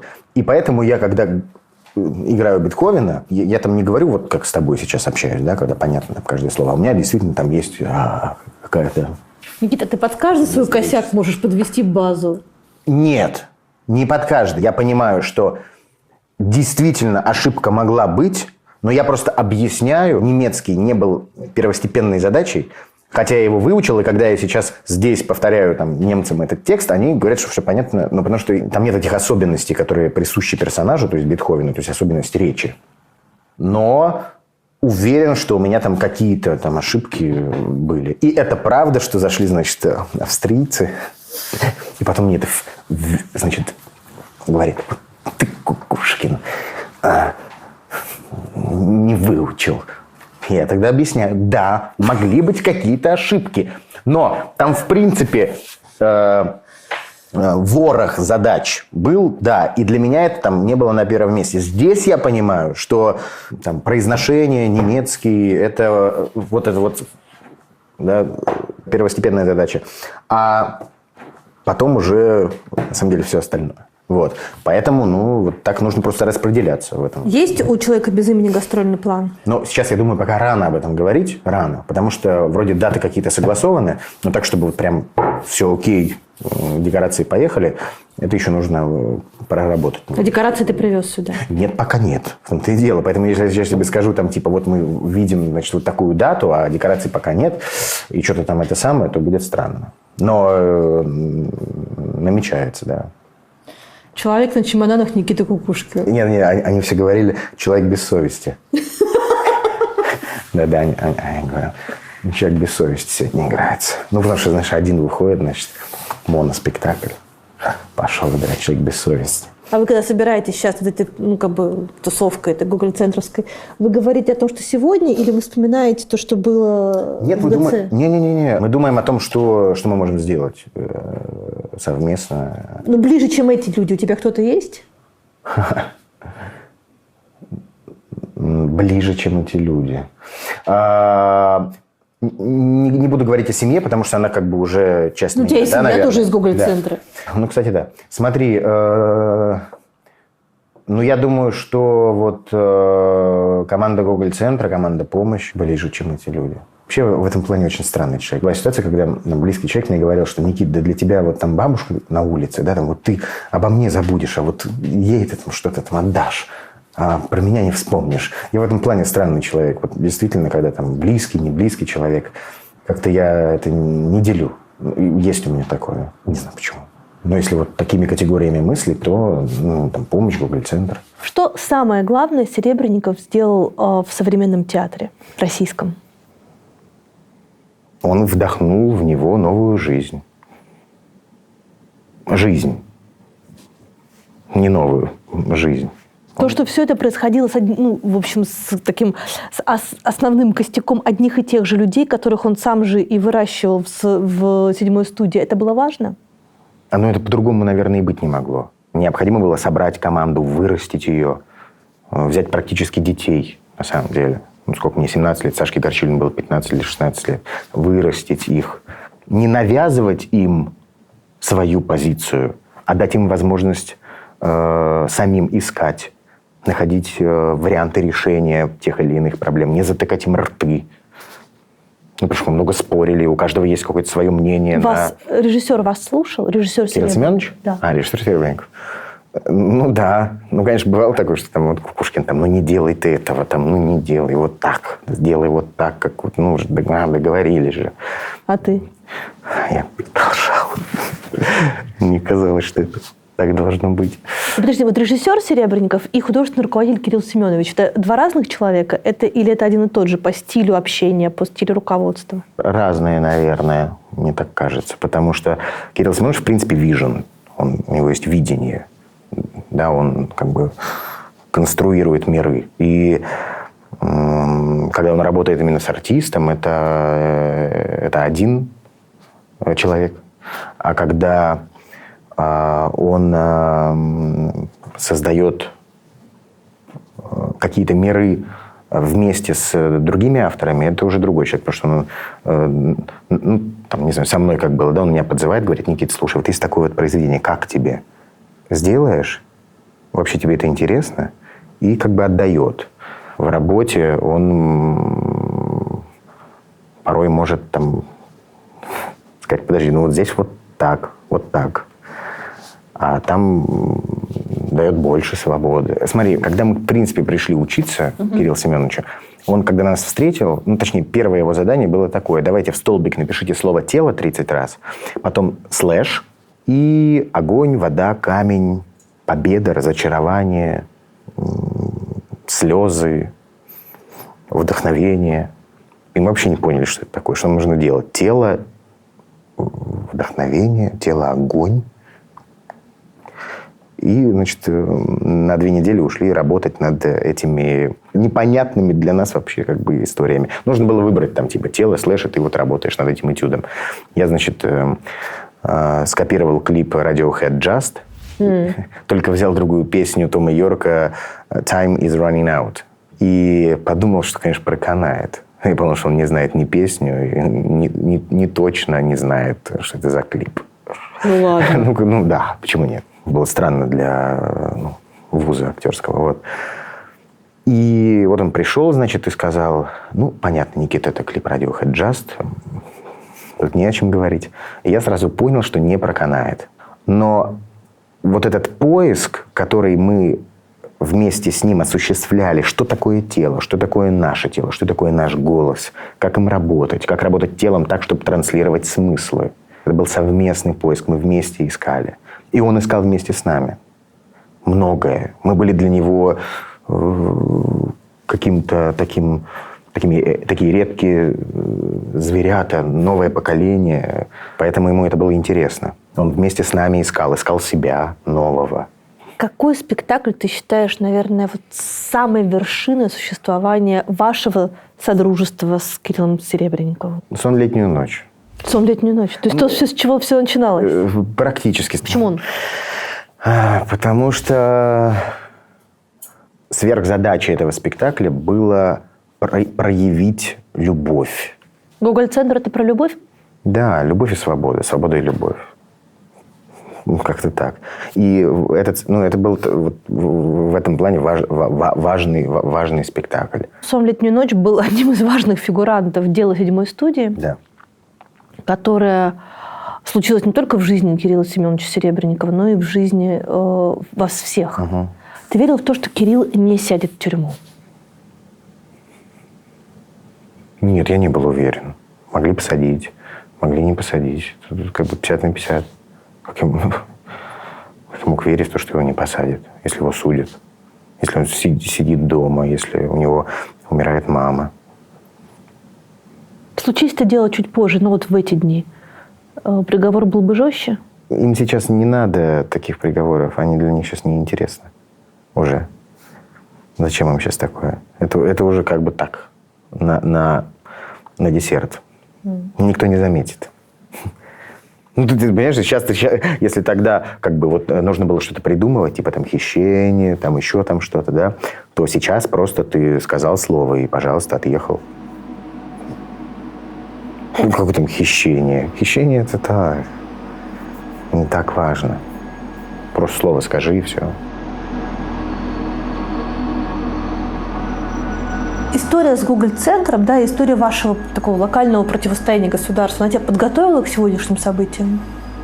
Нет. Как она могла подготовить? Слушай, все ребята, которые попали в Гоголь-центр, они достаточно странные такие личности. И я думаю, что Гоголь-центр и это продолжение каждого из нас.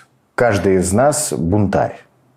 Своего рода. Потому что, когда Кирилл набирал курс, его практически о каждом человеке спрашивали вообще, что это за сивка-урка, вещака-урка, значит, кого они будут играть. Как они сыграют Островского. Гоголь-центр нам давал возможность продолжать оставаться самими собой. Поэтому, когда меня спросили, хочу ли я остаться в Новом театре, и я сказал нет, потому что мне сердце мое не велит. Тебе предлагали, да? Да. И в другие театры предлагали пойти. Какие? В разные. Большие театры в Москве. Я везде отказался играть или просто там участвовать. Поэтому подготовила ли к моменту? Возможно, потому что ты рос самим собой все это время, да, тебе не приходилось там переобуваться, либо там жить не по совести, то, как парник, так скажем, тебя давала тебе возможность произрастать. Я чувствую, что мне нельзя предавать мою профессию и мой путь профессиональный. А все-таки я театральный артист. В первую очередь. Смогу ли я жить без сцены? Сможет ли сцена без меня? Ой, Никит. Нельзя шутить, что ли? Ой, Никита, такой нельзя, нужно вырезать будет. Я хотела сказать, что сцена-то проживет, Никита. Еще посмотрим. Оказывается, на нас все практически закончилось. Я имею в виду не здесь. Черный юмор никто не отменял, господи. Я не думаю, что я могу себе такое позволить. Ты спрашиваешь меня, могу ли я прожить без сцены? Я не имею на это права. Я должен играть. Это обязательно. Скажи, пожалуйста, ты был автором идеи, когда Кириллу Серебренникову на день рождения в Гоголь-центре подарили живого козла? Козу. Какая разница? По-моему, я был козел. Я козел был, козу подарил. Зачем, Никита? Это же прекрасно ломать реальность. Абсурд прекрасен, воплощенный в реальности. Ты даришь мастеру на день рождения козу. Да, и ты меня сейчас об этом спрашиваешь. Я хочу понять логику. Ее нет. У меня часто бывают странные идеи. Да, я помню, как я Мишке тройнику тараканов мадагаскарских подсыпал в рюкзак. Это было прекрасно. Мишка меня на мертвых душах толкнул. А я ему сказал: у меня много бабок. У тебя будут гости. Он говорит: давай. Я на следующий день купил прям как такую коробку мадагаскарских тараканов. Они дорогие? Нормальные. Сколько? Не помню, по сотенке, по-моему, каждый. И он, пошел играть на сцену, а я так все подкараулил, и ему высыпал, в рюкзак этих мадагаскарских тараканов. И думаю, сейчас он обнаружит и сразу ко мне придет, спросит с меня. На следующее утро звонок. И я сижу в ванной, и мне звонит Мишка и говорит: ты что сделал, падла? Я говорю: что? Что такое? Я говорю: Миша, это ты сделал? А никогда у него такого голоса не было. И оказалось, он пришел домой, открыл рюкзак, взял оттуда какие-то свои пожиточки тройниковские, замшелые, и пошел, спать. Устал артист. Пора, принять постель, душ и, завтра опять на работу. И он потом рассказал, что он встал, к своему станку погладить одежду. И вдруг у него вылезает мадагаскарский таракан на его эту пожитку. И он такой, чего? И потом оказывается, что у него вся квартира в мадагаскарских тараканах. Я как друг. Я ему говорю: Миша, их было 25. Ищи. Он говорит: какой ищи? Ты чего сделал? А я говорю, у него голос прямо, он обычно там всегда с иронией, а тут иронии вообще не было. Тут сталь. Он говорит: кто это были? Я говорю: самцы. Потому что он мне говорит, что если самки, это жесть. Ты откуда знаешь? Они дешевле. И я звоню женщине, которая, у которых я покупал этих тараканов. И женщина мне говорит: самки все, самки. Говорю: и что? Она говорит: если плодоносят, то до 50 особей. Это же какое-то время берет. Ты чего? Ты не знаешь, какое время это берет. Они улезают, там в самое темное место находят, и там 50 вот этих маленьких сразу... Из одной? Из одной. Они же уже могли быть беременными. Вот такая была история. Такой подарок у меня тоже Извини, был. просто, а чем дело кончилось? Он обнаружил всех тараканов. Он их всех нашел. И убил. Я ему предложил дезинфекцию, но он сказал... По-моему, этого я не помню, кстати, что с ними. Нет, потом они по театру разбежались. Потому что их театры принесли, и они что-то разбежались. Это я точно помню. Это ты сейчас передаешь привет новому руководству театра? Да мне кажется, у них своих проблем навалом. И без этих тараканов. Это Deutsche театр, который во время того, как Серебренников находился под домашним арестом, или сидел в СИЗО, и пока длилось дело седьмой студии, был одним из тех, кто активнейшим образом поддерживал седьмую студию и Кирилла. Это театр, в котором были спектакли Серебренникова, и ты тут тоже выходил на сцену в «Аутсайде». Про «Аутсайд» не помню. Я помню «Кому на Руси жить» хорошо. Мы играли здесь, и «Кавку» я еще здесь играл, да. Я вспомнил про «Кому на Руси жить» хорошо, потому что здесь ребята как раз перед началом второго акта в виде бездомных людей приставали к, аудитории. Ваш мастер здесь. Да. Планируется ли у вас какая-то Совместная активность. Да, совместная активность программ Google Центр 2. Слушай, мне кажется, что правильнее, наверное, будет говорить уже в тот момент, когда будет анонс чего-либо, либо создано какое-то конкретное произведение. Я понимаю, что там Google Центр жив. Вот это то, что я могу сказать. От себя, по крайней мере. Быть артистом и вообще человеком с русским паспортом и русским языком, каково сейчас в Европе? Я думаю, так же, как быть испанцем или бразильцем. Я всегда ощущаю ответственность перед теми людьми, которые мой народ, да, моя страна нанесла какой-то вред. Я постоянно ощущаю такое, я прошу прощения, да, невербально. Но, тем не менее, я русский, я россиянин. И каково? С чего еще я должен начинать? Если я принес вред каким-то образом, то я попрошу прощения за это, а дальше уже начну диалог. Я на русских номерах, но когда мне предлагают заклеить флаг, я как-то странно к этому отношусь. Потому что страна же это не и народ, это же разные абсолютно люди. Есть те, кому стыдно за содеянное, и я думаю, что их большинство, как бы кто ни говорил, просто кто-то не может об этом сказать, боится. Но кровь-то ты ее не сможешь выкачать из себя. Это же невозможно. Возможно. От того, что я это сделаю, я русским быть не перестану. Один из немногих неполитических контентов, который я в состоянии смотреть в это время, это «Подземелье Чикенкари». Это guilty pleasure. Не только мое. Кто автор идеи? Откуда взялась эта игра? Потому что я видела такую игру, в которую играли в Stranger Things, да, в очень странных делах. Я не знаю, откуда это все придумалось. Реально. Ребята предложили мне поучаствовать в этой истории. Я с удовольствием и с небольшой опаской согласился. С Big Russian Boss'ом у тебя длинная история отношений? Вы с ним твоего кота хоронили? Она не то, что длинная, она просто глубокие отношения. Такое людей связывает на всю жизнь. Остальные персонажи появляются постоянно. И шутки, особенно политические, которые там очень жесткие. И, собственно, наверное, поэтому мне это и нравится. Никто не придумывает политических шуток, кстати. Все, что мы говорим, это все импровизация. Конечно же. И вам еще ничего за это не было? Пока нет. Ты же лишаешь девственности с этими вопросами.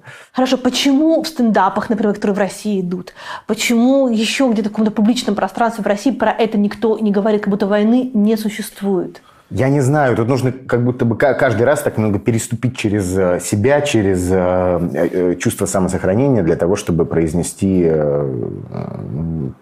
ту или иную шутку на ту или иную тему. Вот как-то так примерно, наверное. Там это происходит, судя по всему, раз ты там замечаешь какие-то моменты такие. Но это записывалось в России? Да. И большинство людей, которые там участвуют, они все еще в России? На сегодняшний день уже я не знаю. Потому что выходит сегодня, записывалось там несколько месяцев назад.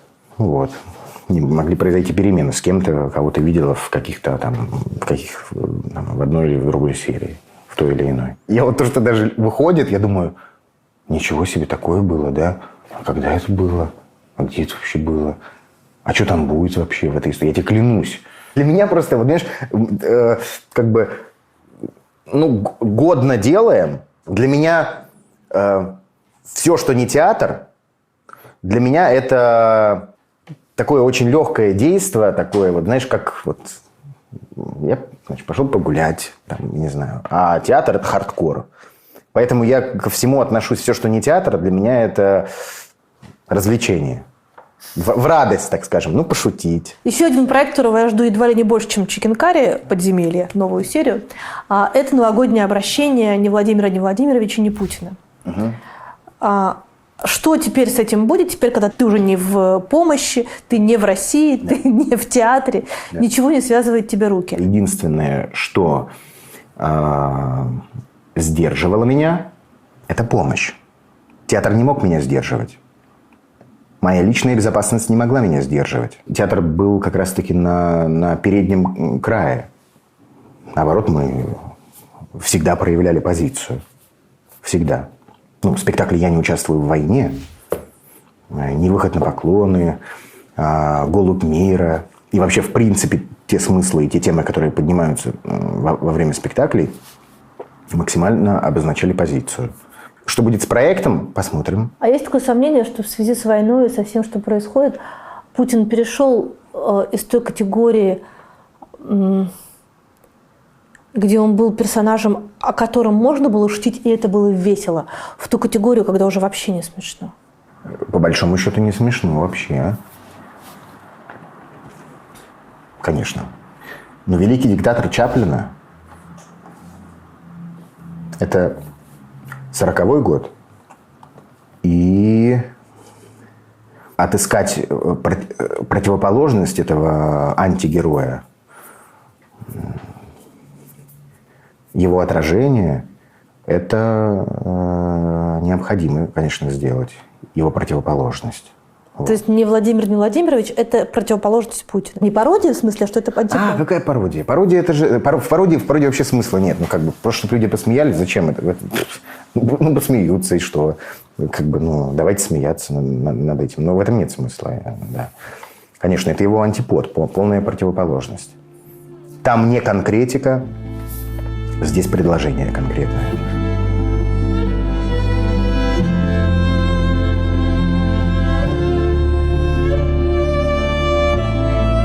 Ты патриот?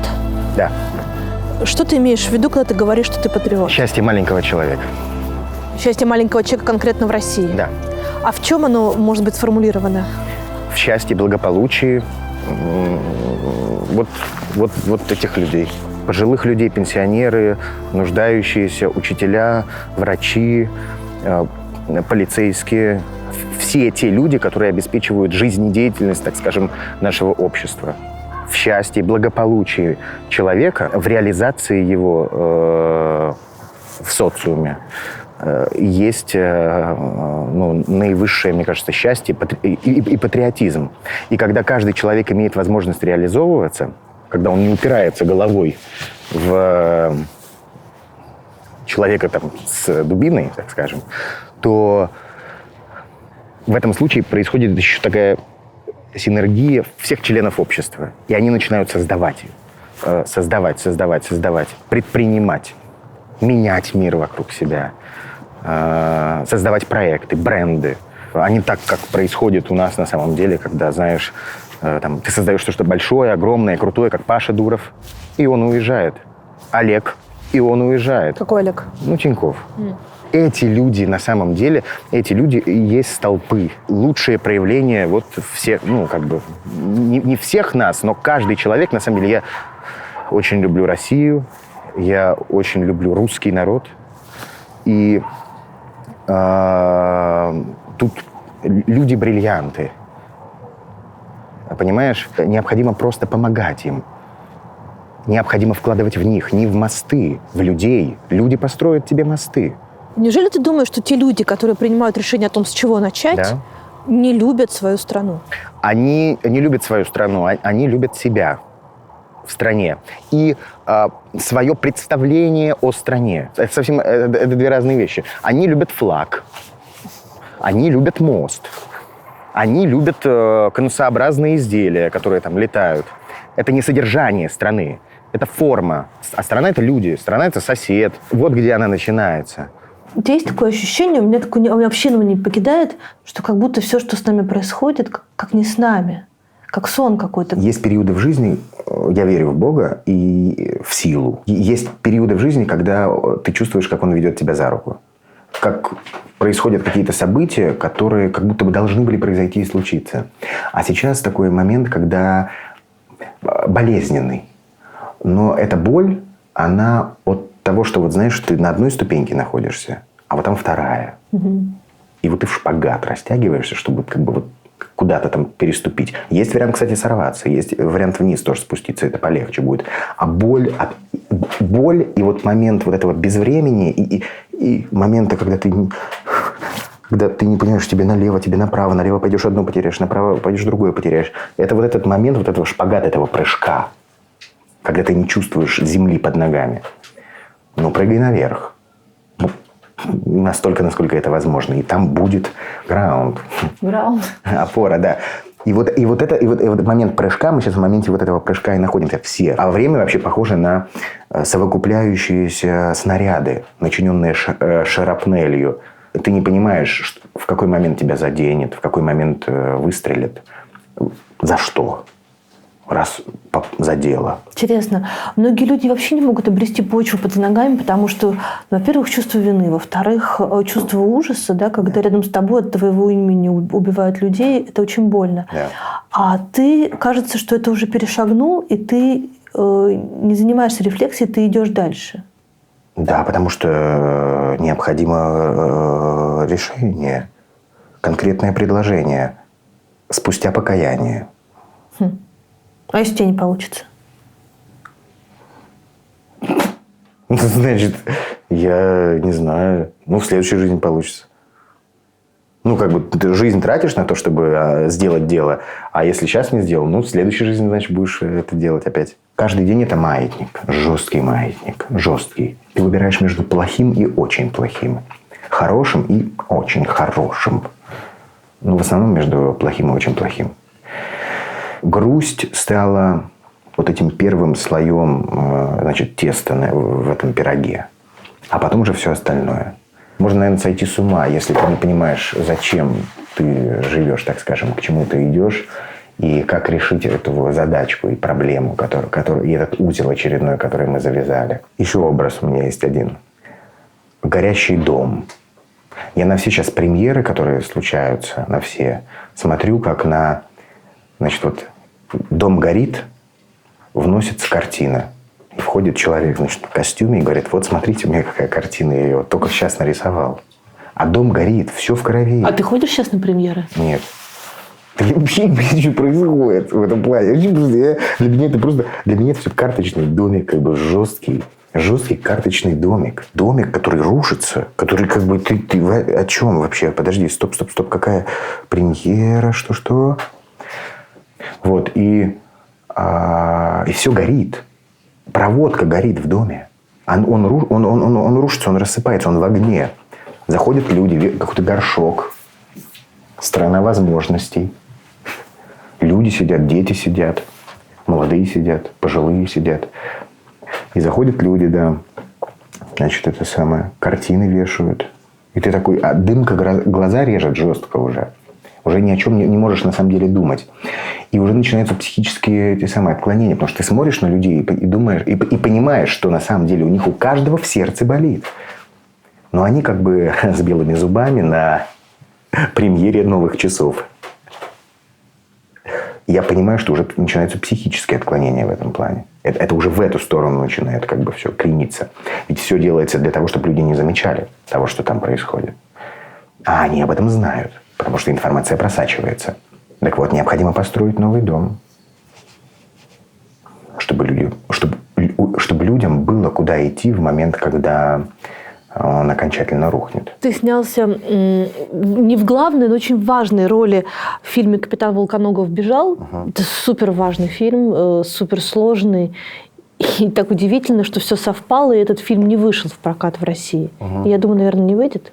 Ну, выйдет когда-нибудь, когда наступят светлые времена.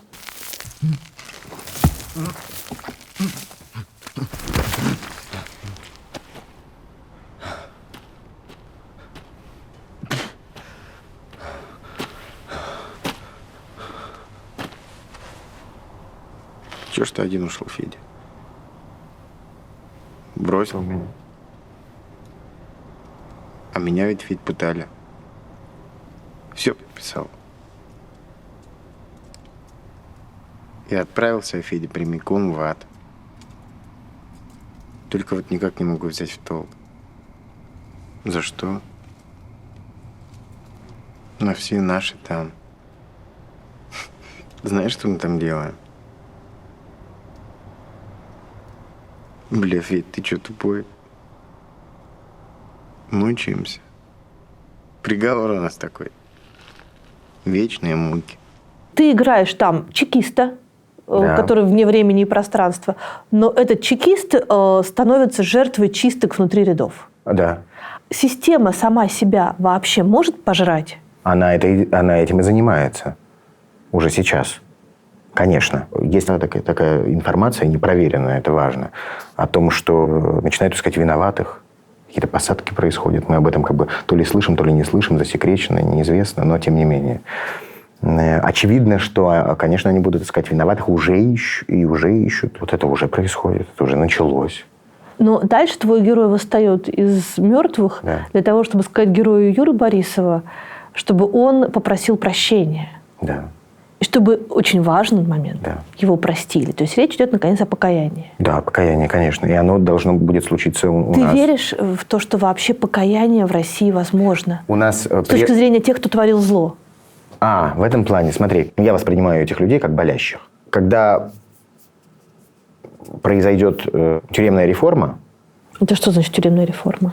как мне кажется, заведения, которые на данный момент являются карательными и исправительными, да, и исполняющими наказания, да, должны стать образовательными, эти учреждения. Я вот вижу себе эту ситуацию так. Вот наши болящие менеджеры, неэффективные, они там находятся, и вот заходит, значит, женщина и говорит: здравствуйте, там, Владимир, Николай, Вячеслав, Сергей.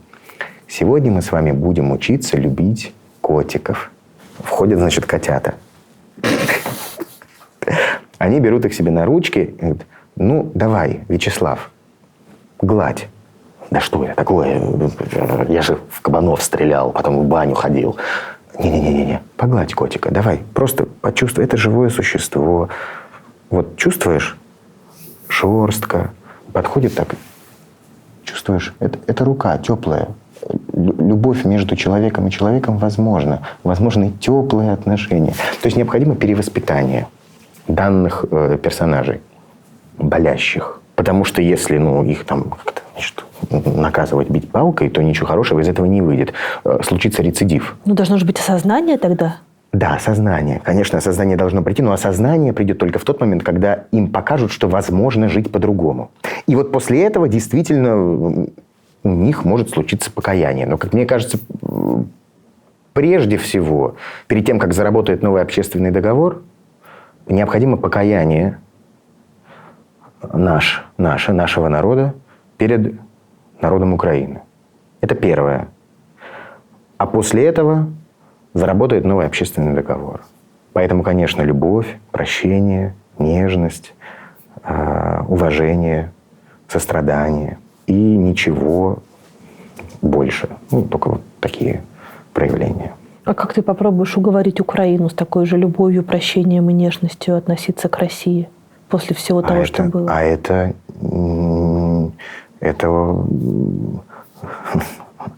Нам необходимо отдать.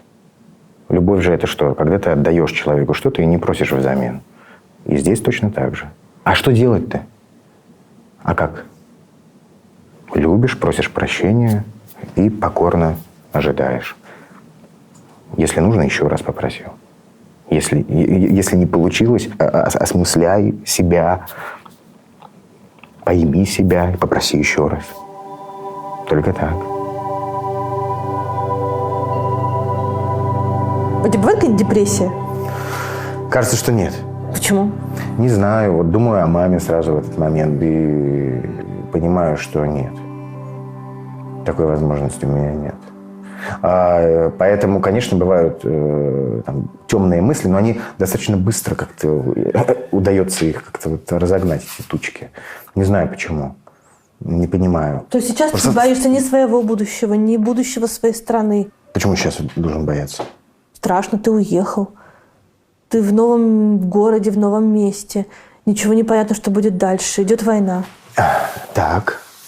И? Должно быть страшно. Смотри, я же иду за сердцем. Вот это важно.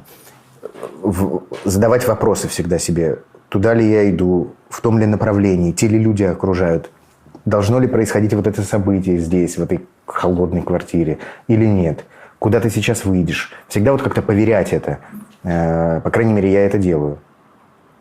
поверять это с внутренним голосом своим и ощущением. Как-то посмотреть на это все со стороны. Может быть тяжело, может быть трудно, но если ты понимаешь, зачем ты это делаешь, к чему ты идешь, чем продиктованы твои действия, то на тактическом уровне, конечно, тебе может быть там тяжело, трудно, иногда обидно, там, но думай с точки зрения стратегической цели и победы. К ней и иди. Так я это вижу. Поэтому, когда на тактическом уровне мне возникают какие-то трудности, я сразу так отдаляюсь, смотрю, вспоминаю, все, мне туда. Значит, окей, нужно, значит, немножечко тут как бы, скрипя зубы, просто пройти этот момент, а дальше вот туда тебе туда. Скажи, ты хороший отец? Мне кажется, я хороший отец в плане того, что я обеспечиваю семью, и я делаю все для того, чтобы моя дочь ни в чем не нуждалась и имела возможность заниматься тем, чем она хочет. Вот хочет она пойти на балет, она идет. Хочет она заниматься этим, я ей даю все возможности. Я очень много времени трачу на какие-то свои проекты, идеи, дела, работу. И поэтому иногда мне кажется, что я мало времени уделяю. Гораздо меньше, чем там, мне бы хотелось. Но у меня какой-то такой и характер, и такое постоянное движение вперед, что иногда я думаю, что я очень плохой отец. Да, я думаю, так вот, мы с ней гуляем за ручкой, а я думаю, так, подожди, вот там же это, там же то, там же это, там же то, там же это, там же то. И я думаю, Господи Боже, дай мне возможность перестать думать об этом, обо всем, закончить эти дела и оказаться вот в моменте. Порой я себя вот корю за то, что я с ней не в моменте.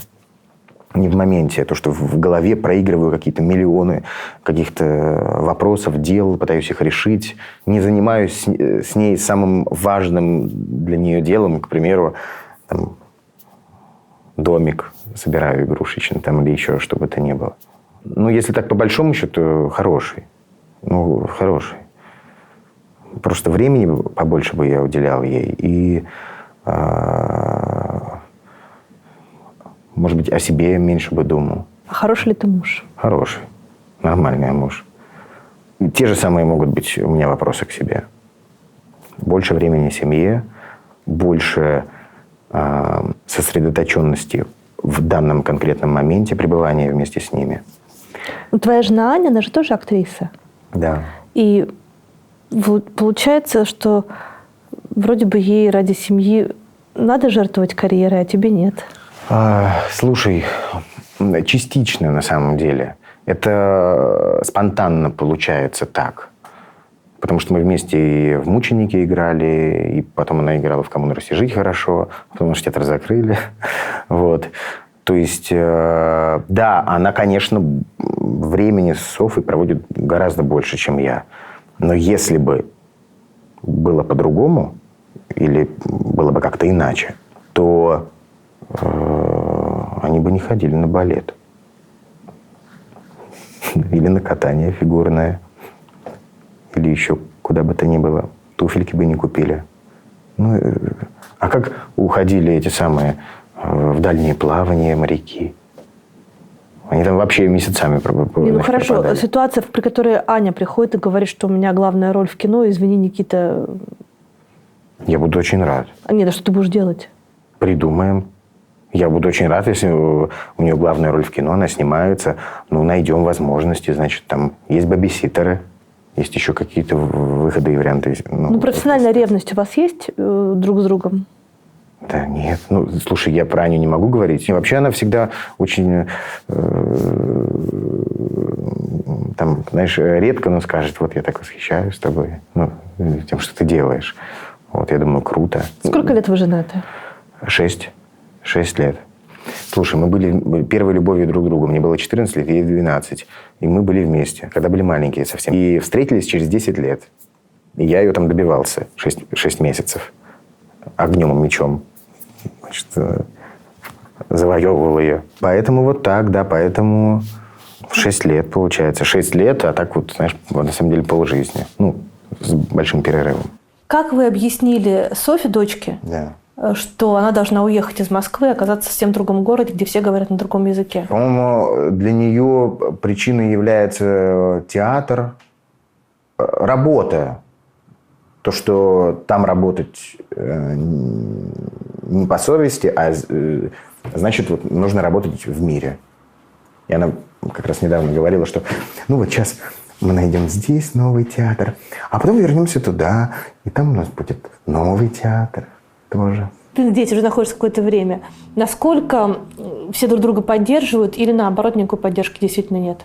Слушай, все в связке находятся такой плотной, похоже на такой скалодром, где просто уместились тысячи, десятки тысяч, миллионы людей. Они все в такой связке, и кто-то уцепился за какой-то камешек, знаешь. И человек 10 еще говорят, ну что, можем мы тоже к этому, значит, прицепиться. Он говорит, давайте попробуем. Думаю, не сорвемся. Потом кто-то еще. Не, на самом деле, мне кажется, что все максимально постараются друг другу помогать. Слушай, я даже не хочу называть это иммигранты, не иммигранты. Это просто рабочая командировка. Давай, скажи это новое слово «релокация». Да никакой релокации нет. Это называется рабочая командировка. Вот я тебе реально говорю, для себя я понимаю, что это такая вынужденная рабочая командировка. То есть ты себе, короче, это слово «никогда», «навсегда», «не вернусь», ты не произносишь? Да, я себе этого я себе не говорю. Нет, не говорю эмигрант, релокация. Нет, это рабочая командировка. Уехал я для того, чтобы как можно быстрее вернуться. Вот так. А насколько тебе здесь хватит ресурсов жить? Насколько понадобится. Ты счастливый человек? Да. Мне всегда не... Знаешь, я как бы счастливый, а потом вот еще вот столько... Вот я что-то еще придумываю, и вот мне вот столько для счастья не хватает. И я это делаю, я думаю, я проект «Помощь» сделаю, и я все, и можно типа заканчивать. И потом я придумал что-то еще. Я думаю, господи, ну почему? Ну, вот так это как-то работает, понимаешь? Вот ты счастливый, а потом что-то приходит в голову идея или мысль, и ты опять начинаешь это все. И пока не сделаешь... Вот если вижу ошибку какую-то, да, и я начинаю как-то ее решать, все перестает меня интересовать. Кроме вот этой ошибки, кроме того, чтобы исправить это. Ну, так получилось. Выбери, пожалуйста, милосердие или справедливость. Милосердие. Свобода или стабильность. Свобода в итоге рождает стабильность. Правда или безопасность. Настоящая правда обеспечивает настоящую безопасность. Родина или истина.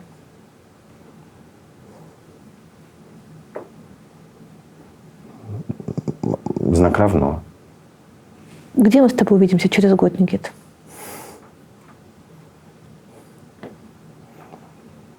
Где-то. То есть ты даже не знаешь, где? Ну, что-то не приходит в голову. А я понимаю, опять же таки, исходя из того, насколько мы сейчас можем загадывать, точно где-то увидимся. Я думаю...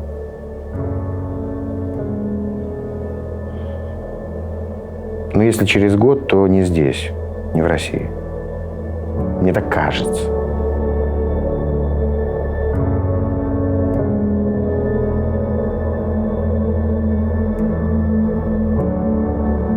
Странное время, да, мам? Странное время.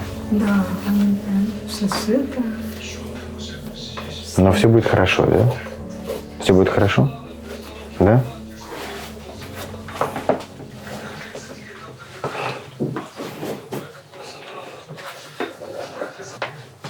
Ну все, давай, мамуля, я тебя люблю. Все, иди сюда. Иди сюда.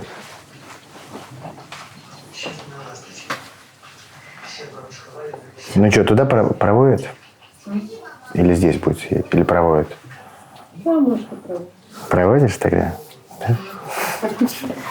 Ты понравилась? Ой, я пришла прощаться с вами. До свидания. Мне было очень приятно познакомиться. Ты терпит, скажите. Мамулечка, на кровать? В чем, мамуль? В комнату пойдешь? Да? Может, проводим? Никита? Или проводишь? Мам, Давай проводим. Давай туда. Бери. туда хочешь все? Она туда хочет, пойдем. Сюда идешь, мамуль? Если пойдем. Ну все, ну или все, туда пойдешь? Куда хочешь? Туда, в комнату. Пойдем. Все, Соф. До свидания всем. Все, мамулечка, пока, давай. Пойдем. Пойдем. Туда.